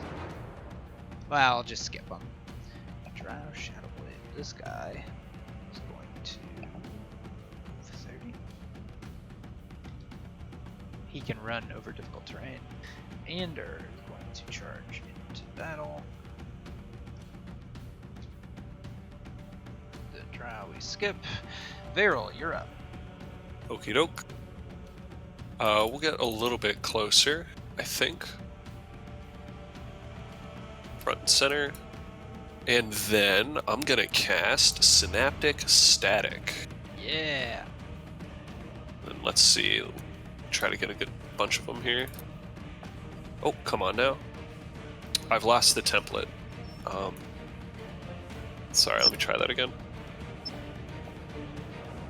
Don't consume, cast spell. Here we go. Let's go right here. What are those dice? Woo, buddy. Okay. Is that your turn? Yeah, that'll do it. Make sure you keep track of how all that shit works. So, for every 6, 1, 2, 3, 4, 5, 10, 20, 30. For every like 10 drow, I'm gonna do another one of those barrages. Humphrey, you're up. Alright. Humphrey. Gotta remember that he doesn't move as fast in my planning. He can move pretty fast, dude. Especially Yeah, with the eagle shit. I'm just gonna run up to here. Oh, shit. And we'll hold an attack in case anyone gets within reach of him. Cool. And this guy's coming here. He's going to attack. Okay, he gets d6 subtracted from his attack rolls. So 2 off. Yeah, I'm gonna hit that. Let's see how many multi-attacks he gets. No, 2 attacks. Okay, yep, misses. Good shot. He is going to step forward and target Frey with a hand crossbow. Okay, he also has synaptic static. Did he fail for sure? Yeah, Ozulus failed. Ozulus and 2 of the elite warriors are the Got ones it. who failed. Okay. And they have intelligence saving throws to see if they can Even get with out. a D6, I don't think he'd miss that. Okay. Okay. Oh, they make another int save? Yeah, as well as the elite warrior who just attacked. Oh, that was pretty. Does 20 beat your thing? Yeah, I think I'm 19. Okay. 18, yeah. Wow. Oh, Both bummer. did. Alright. Good try. Damon, you're up.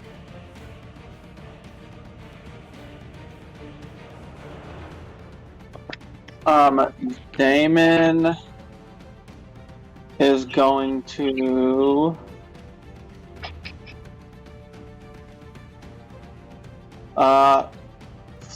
floating 5 feet off the ground, or slightly higher than that, so he can go right over Black's head.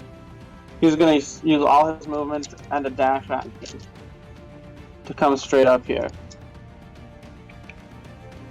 Okay. And then swing all his might.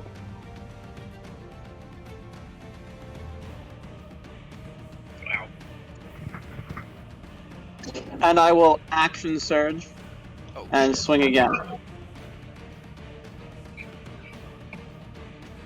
Great rolls.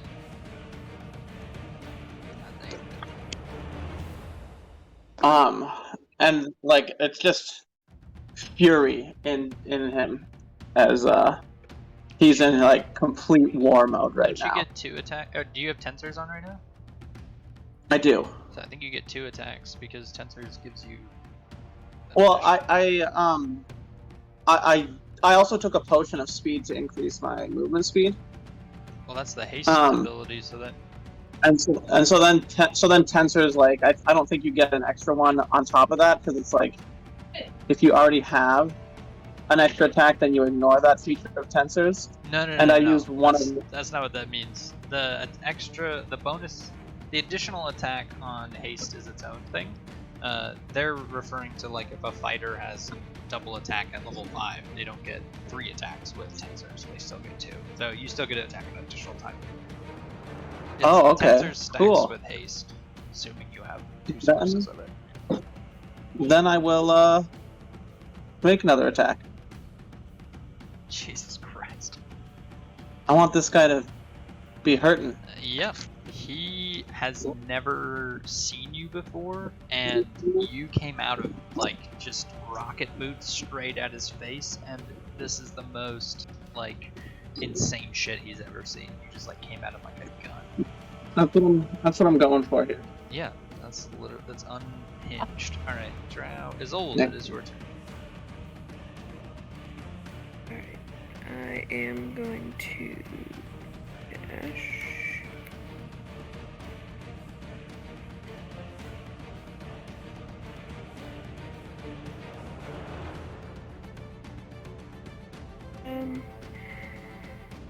Actually, I think I'm going to do Blood Blizzard. Cool. Just do my regular movement.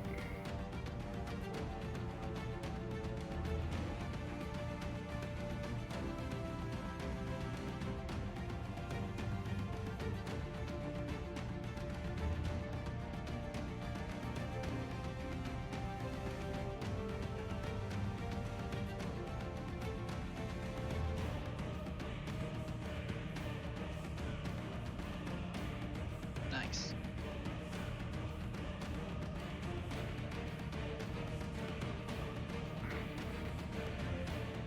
Yeah. And it keeps going every round? Yeah.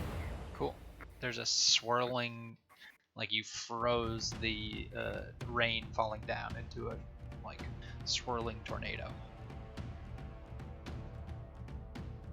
And that's it. Okay. Loxodon guard. Charging into the fray. It's his turn. Vosner. Okay, so before everyone charged, Vosner cast Draconic Transformation on himself. Okay. So all of a sudden you just see these like arcane-ish looking naturey wings sort of sprout out from him. You know, little fire and ice action. And he sort of has like a visage of like a dragon around him. And then as his bonus action, he will turn into a fire elemental for his turn. So I will bring that out. Boop. Here we go. Fire buddy.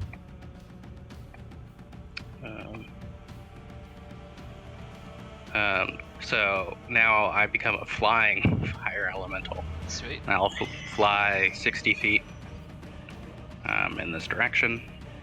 45. Let's see if I can go here.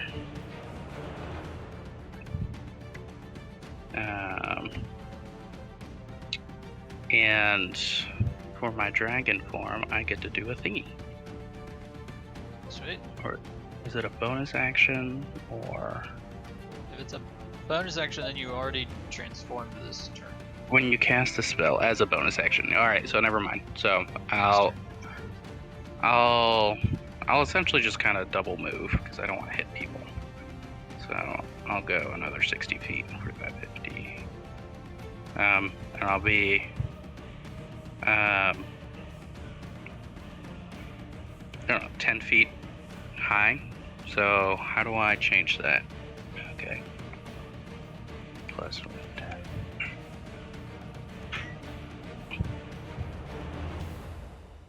So I'm 10 feet off the ground. I'm just kind of hovering there. Okay, cool.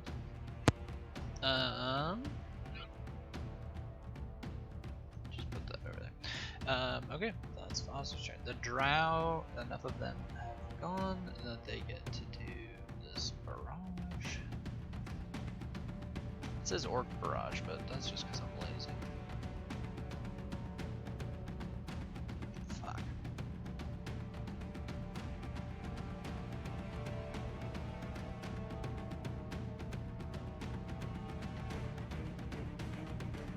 I'm gonna shield that if I get hit.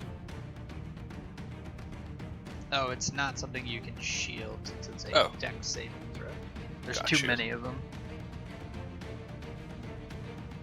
Fair enough. Sold Ruthless concentration on whatever that was. Arrows come pounding in from the archers behind the group. And Gorok is up. He's all amped up. He takes like an arrow in the shoulder and just like screams out in delight as he runs into battle. Warrior. He is going to step out of all this shit.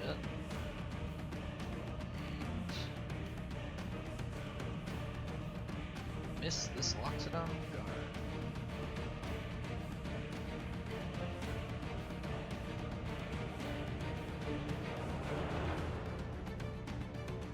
Drow, Lead Warrior. Step over here.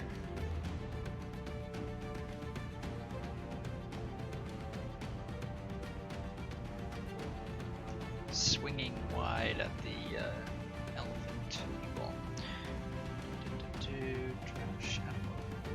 This Drow Shadow Blade is going to come towards Oz. You're 10 feet up. Yeah. He's going to try to jump up and swing at you. Say he gets to do that, but he only gets one attack.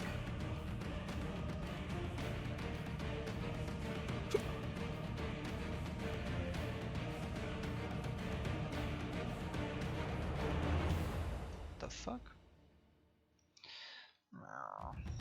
Why is there a template? Oh, because of that. Let me fix it.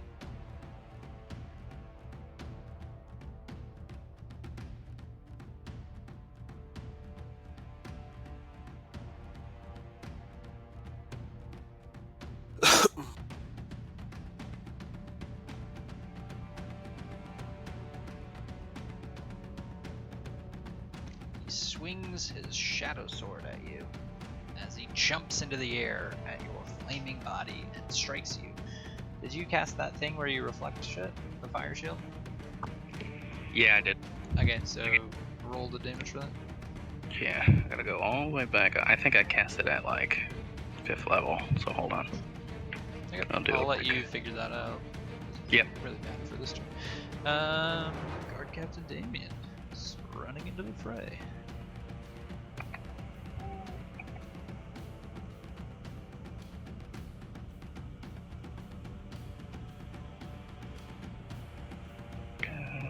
Guardian Nature, Plane. Missing.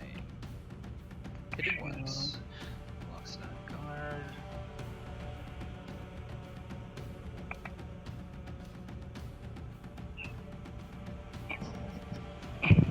Oh, you did damage to yourself.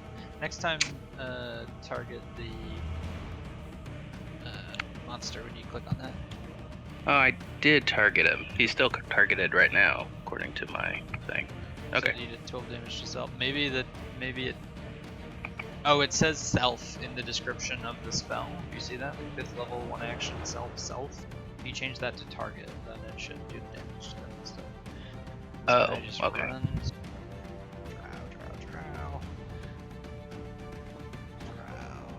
Necromancer. The guy underneath Rosner is going to. Oh, he's going to do something fun.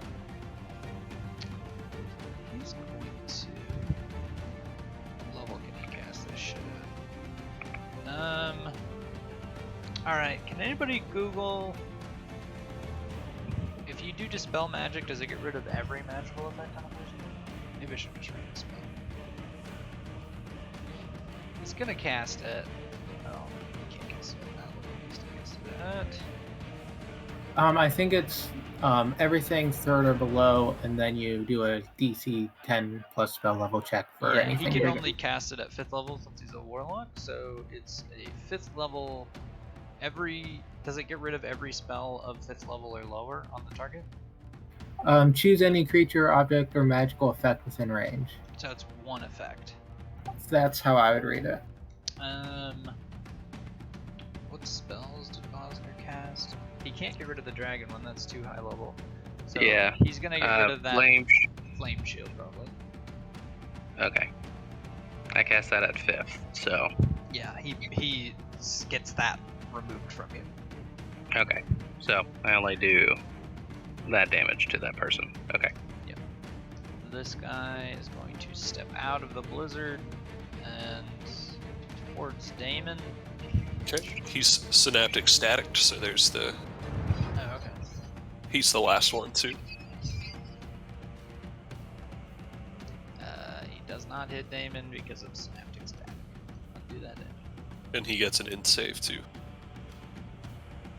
Let's see if he makes it. 18 to beat. No, Womp. it doesn't. Surprising the other ones made it. Gorak.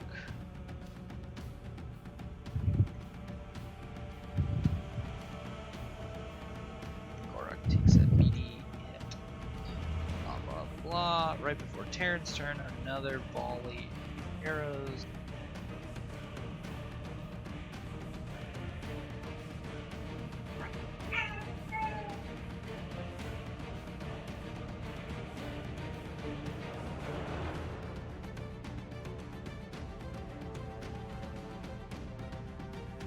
As it comes raining down on Terran, you're up.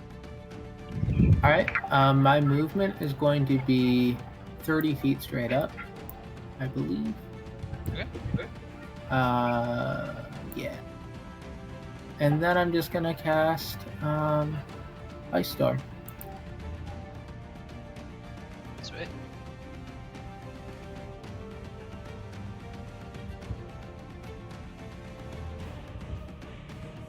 Yeah, you wipe out all of those drow archers in the back.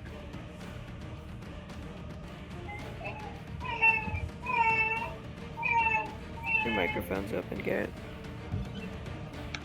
I thought it was the baby's microphone. Yeah, it was the baby's microphone. Seems a little early to be browsing the internet, but maybe who am I to judge? Okay, that's the first round of combat. Second round, moving quick.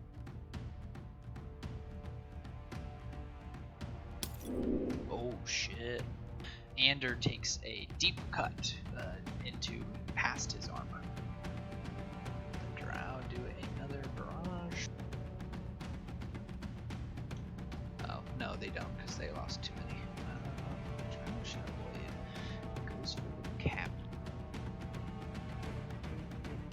God damn it! I fixed it on one of them, but there we go.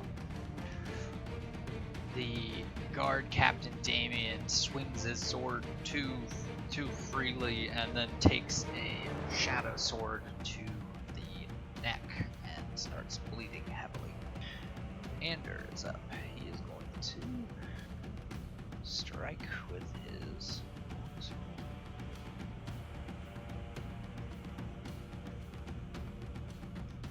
swing for a third time. This is a high level fighter.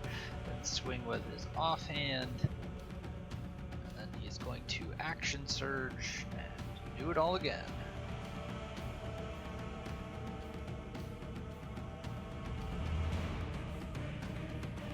So 1, 2, 3, and then here's the fourth.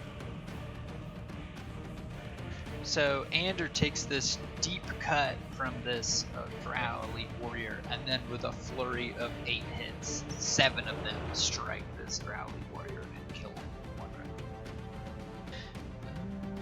Drow Varel, you're up. Cool. All right. I have high hopes. I'm going to sidestep 20 feet right here to give myself a decent line of sight on this Oculus character. I think that's his name. And I'm gonna try to one tap this clown.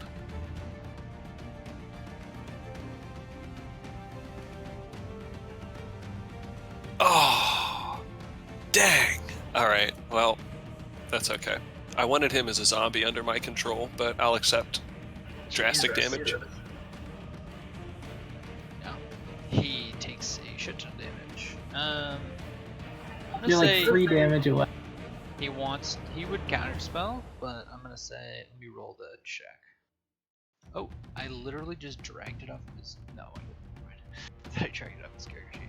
He'd make an Arcana check to see if he could beat, though. Nope, he can't. He'd have to get a DC 17. So he tries to counterspell you, blowing him up, and you just rip him to shreds. Nice. Is that your turn? Yeah, that'll work. 2, you'll get the drow. 1 barrage here. That's good enough.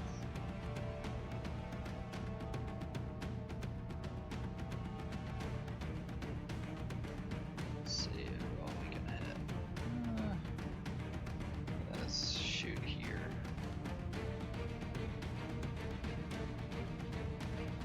Guard Captain Damien takes another hit. Humphrey, you're up. Alright, seeing the guard captain getting just crushed, Humphrey's gonna come up next to him and attack that Shadow Blade. Nice.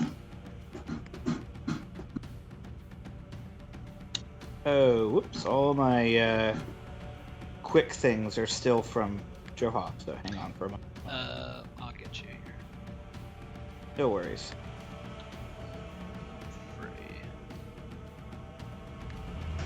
Yeah, now you should be Humphrey if you click on it. Oh shit. Yeah, so you hit him, sending him 10 feet backwards into this blizzard. I think that triggers Isolde's blizzard effect. Yeah. Because it ends their turn or enters it. So Humphrey sends this Shadow Blade flying through the air back into this blizzard. Unless you want to do more attacks. I think I might do another one. Yeah. Also, I'd like to rage.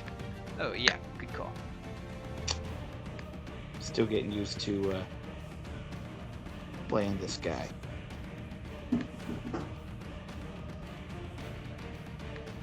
Why don't we go ahead and push that guy back, and then I'll actually move a little bit more and Okay. do another.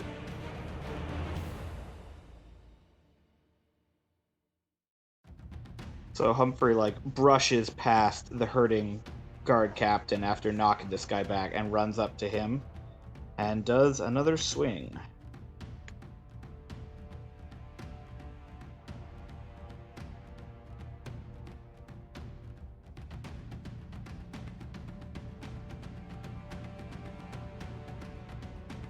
And you send him flying another 10 feet.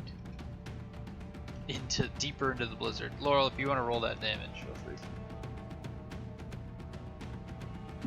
And then I think that is it for him using his bonus action to rage. Okay. At this point, I actually have to head out. Are you okay with playing him for the last little bit here? Absolutely. Yeah, that's fine. Thanks. Yeah. See ya, everybody. Bye, Tim. Bye, Tim. Bye. This Elite Warrior is going to attack Commander, and another critical hit.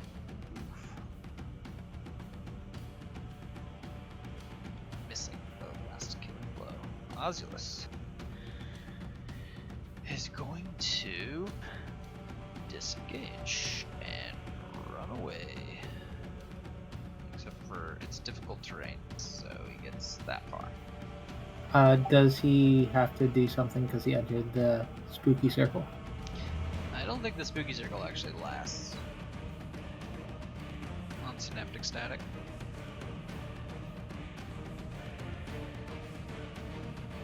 I'll let Dylan figure that out. I think it's like a 1 time. Then they have the debuff if they fail to save. Damon, you're up.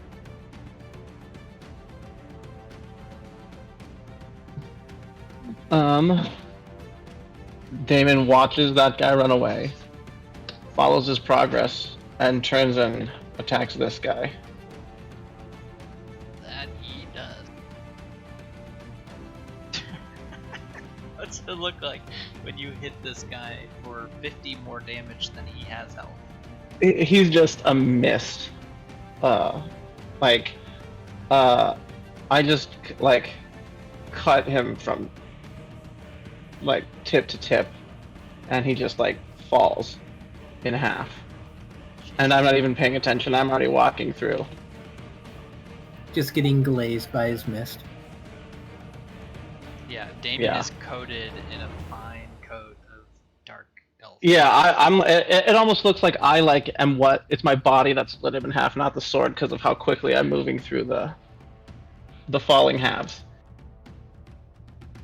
Jeez. What's it look like when you kill Oculus? For him, I bring a big stab upward and like lift him off the ground. So that if I can like launch his body off my sword behind me. You stab him and hold him high in the sky, and you see as his dead corpse sort of slides down your sword, but he's not looking at you. He's looking up at the eclipse, and he's smiling as he dies on your sword. Yeah, and I'm gonna move on from that because I still have one attack left now, right? Is that? Yeah. Yep. So I'm gonna step back and help Ander out as much as I can, real quick.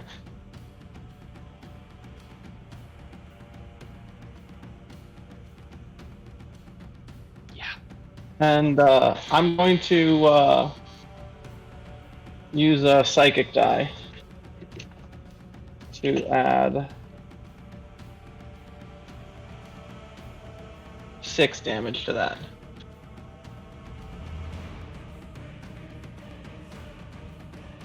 Yep.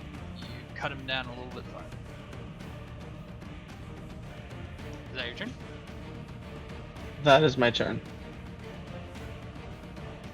Isolde.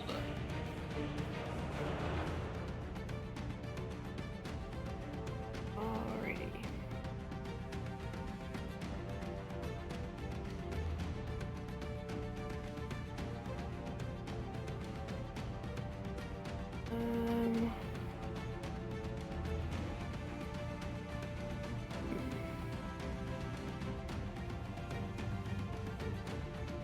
So she's gonna move up.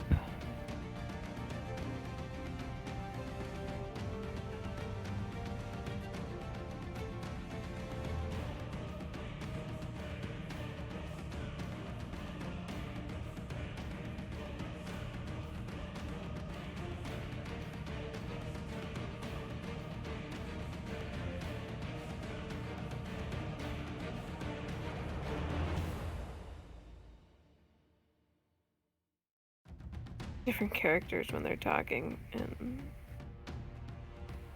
I have to turn that mod off. What? Oh, you have that setting on? I usually have it off. I don't know why it's suddenly doing it now, but I keep having to zoom back out. Oh, sorry. She's gonna move closer to Ander and cast Life Transference. She'll move up like this far. Nice. Captain Damien's also in this business.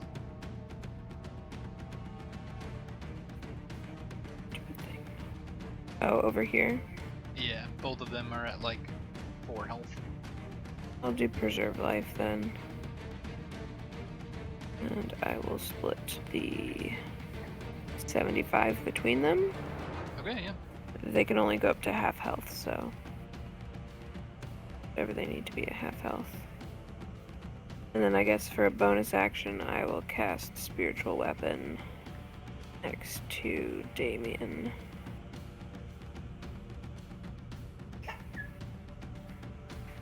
And that will be my turn. Cool. Oh shit, what was that? Spiritual Weapon. Oh, you crit. Good lord. You attacked the friendly though. Oh yeah. Oh. Don't kill the Loxodon. It seems that.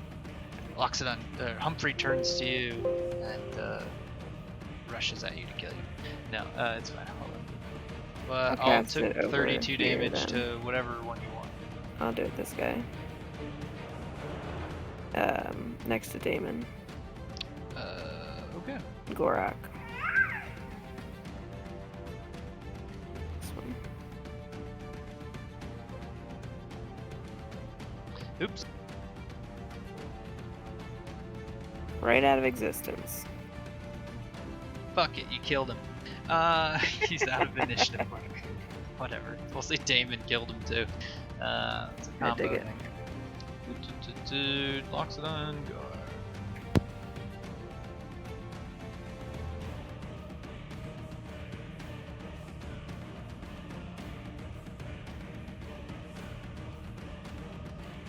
Osner, you're up. Awesome. Alright, so Vosner is going to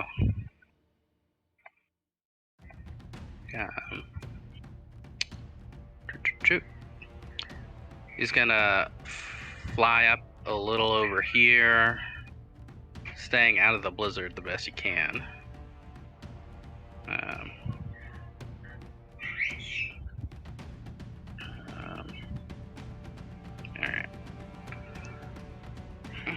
And then he's going to,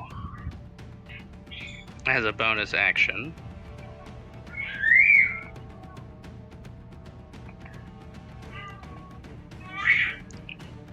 be a dragon.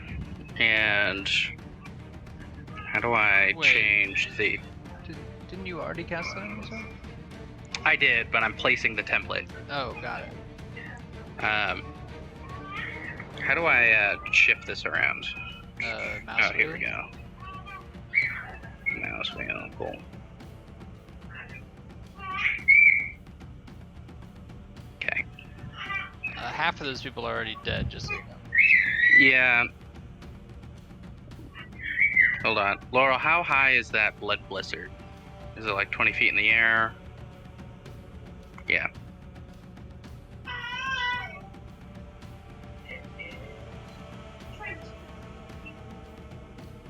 Alright. So I guess I'll go 30 feet in the air? Okay.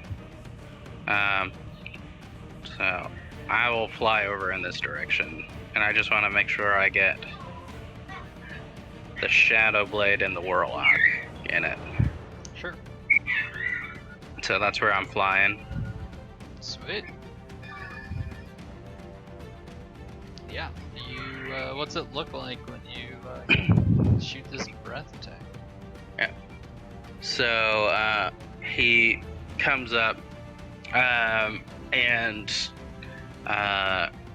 the fire elemental becomes more like a dragon, and it just opens his mouth and just unleashes this giant wave out. It looks like a little clear tornado that comes out. Sweet. And then he'll come down and finish his turn and get the necromancer or that guy. Hold on, let me unselect. Here we go. So he's going to fly down with the rest of his movement because I have a boatload. And then I'm going to hit him.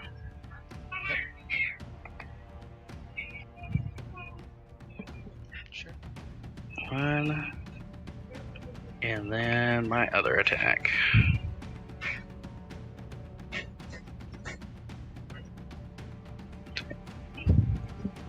Cool.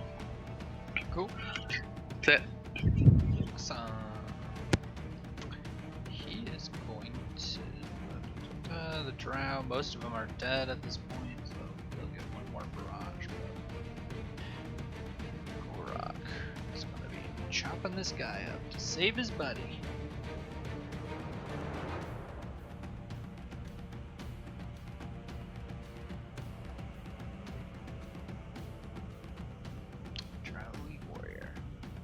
Oh, he killed somebody, so he gets another attack. Forgot about that. Well, there's nobody to attack. He's gonna run it.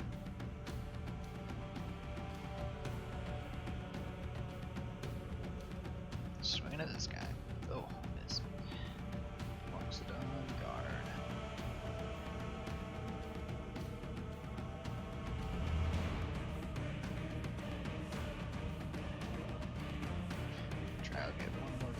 barrage.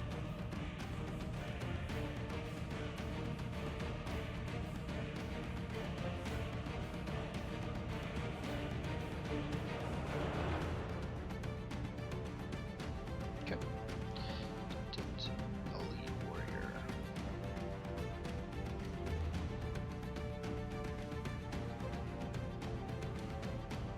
The Loxodon gets cut down and lets out an elephant roar as he dies.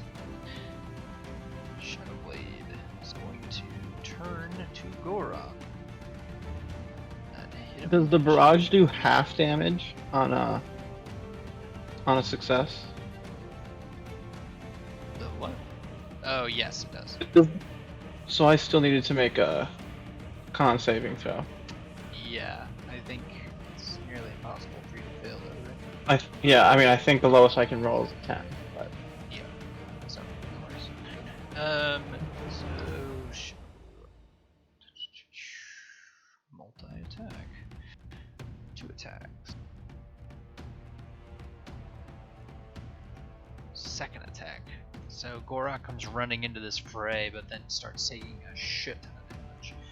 Drow guard captain Damien falls back towards the building, sort of thanking Isolde for keeping him alive, and sort of goes back in the gates. Loxodon guard. He's gonna come forward into the blood blizzard. No, he wouldn't do that. He's gonna go around. Attack this.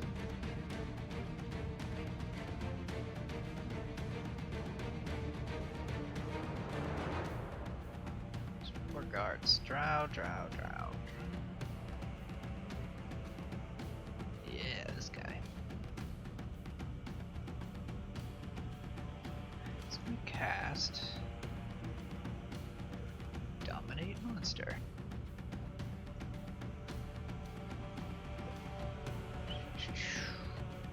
I should have advantage on that. Yeah, roll me another DC 16 Wisdom saving throw.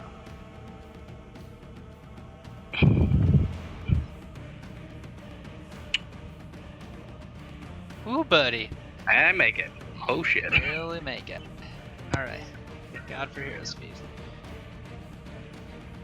This guy's done. Drow. Terran. Alright, so I'm going to slowly fly 30 feet forward. Then I'm going to use my staff to cast the ice ray from Alora's staff at the Arachnomancer. 6. It hits. Ooh, load roll up. Jesus. Wow. Those rolls sucked. Oh yeah, you get multiple.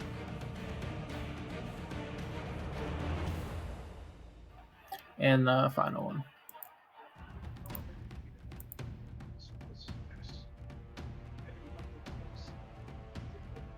All the animations aren't going. For sure. Is that your turn? Yeah, that'll be it. It's not guard.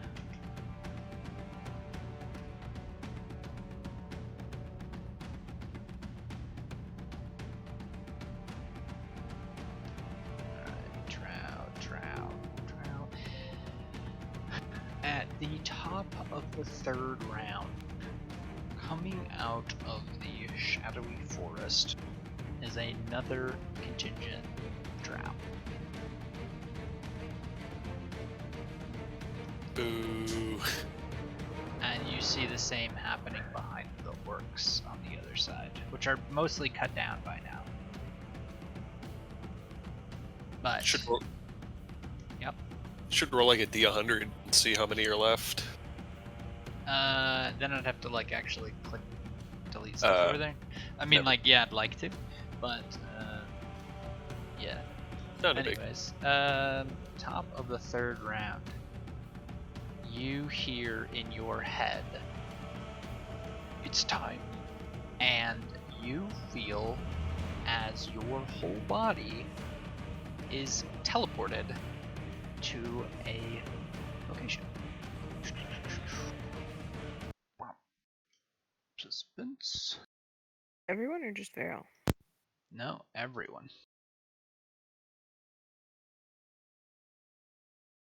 Not that song. This song.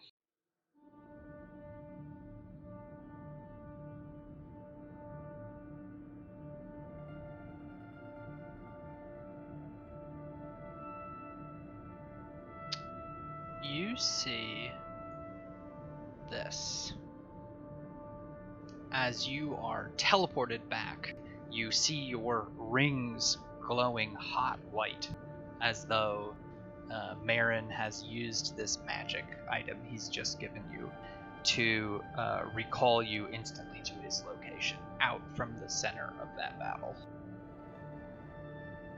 And you find yourself sort of catching your breath in this new space, sort of immediately taken out of the heat of battle and into kind of a calm space where you see Arvine casting a spell on this shield, this Deva, smashing it with his mace, and Lyra also casting a spell, Marin casting it as well, though you can tell he took a brief break to summon you all back here. Down the hallway this way, you can see into the massive chamber where Azor and all of the others have sort of gone to go defend. In that room, you hear the clash of battle as people are fighting and dying and casting spells. There are explosions.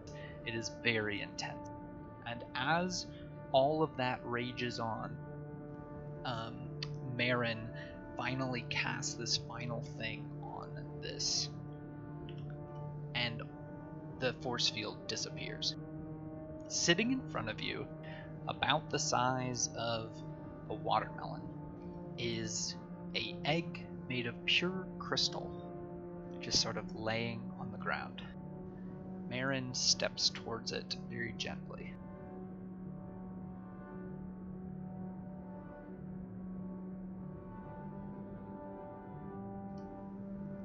What do any of you do? You just watch? Aaron will take a step forward, but he won't do anything. He's just like in awe of it, just like kind of like transfixed by it. Yeah, Terran, you've seen dragon eggs before, and this does give you the feeling of a dragon egg. In fact, your draconic blood feels supercharged in the presence of this thing. Now that that barrier is gone, you feel like every spell you cast would be a 9th level spell right now. Like, you've never felt more alive. Alright, he's just like staring at it, like flexing and unflexing his wing. And just like in the light of the stars, like all of his different colored scales are just glittering. And Marin picks it up off the ground very carefully, sort of using his robe to like cradle it. And he walks up to Terran and hands it to you. Terran, like very gently, like it's the most precious thing he's ever seen, takes it and kind of cradles it to himself. As he removes it from the location and walks, as it passes this threshold, all of you feel like all of the electricity gets sucked out of the air, and there is this ripping, tearing sound as all around you you feel as though like the fabric of reality itself is beginning to like shimmer and shake. It's like this whole place is under an earthquake, but it's not just the earth, it's the air as well, and you feel it inside your bones and your blood. Does Marin seem alarmed by this? He seems resigned, as though he expected it.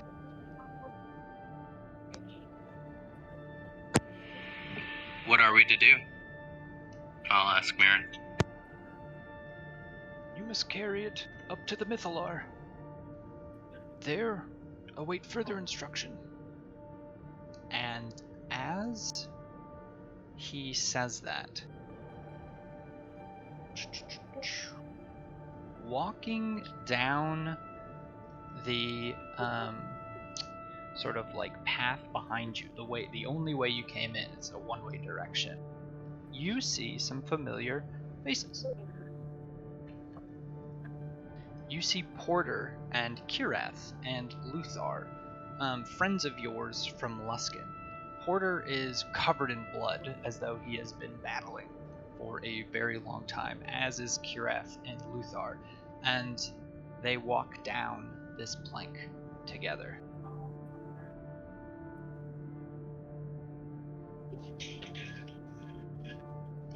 Marin sort of handing off the egg, feeling the shimmer and the shake, turns to Porter and says, It cannot be.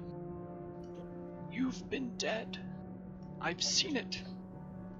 And Porter sort of laughs and says, that's the thing about being dead. It's not a permanent situation. I'm gonna need that egg. And we're going into combat. What? As two Drow Shadow Blades pop up from behind and also come to fight.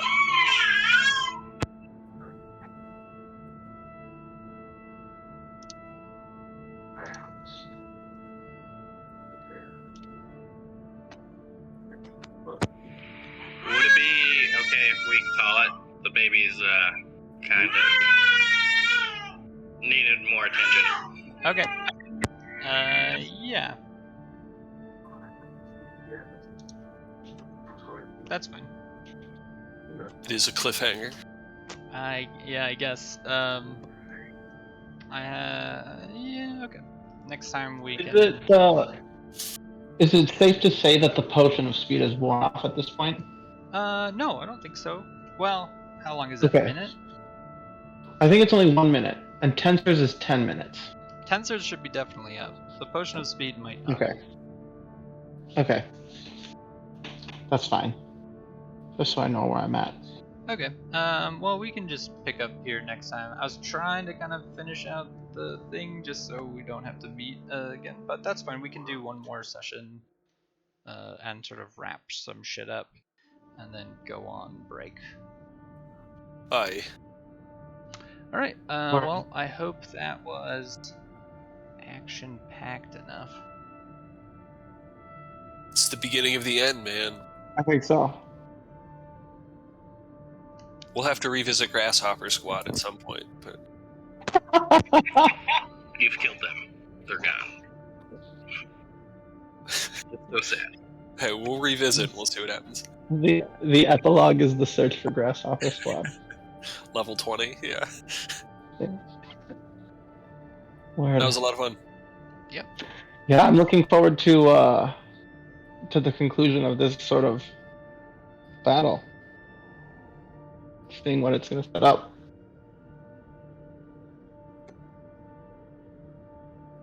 Yeah, that was a lot of fun. Well, all right, y'all. Good luck with your babies and good luck with the week. Yeah. Good luck to everyone as the semester reaches its close as well.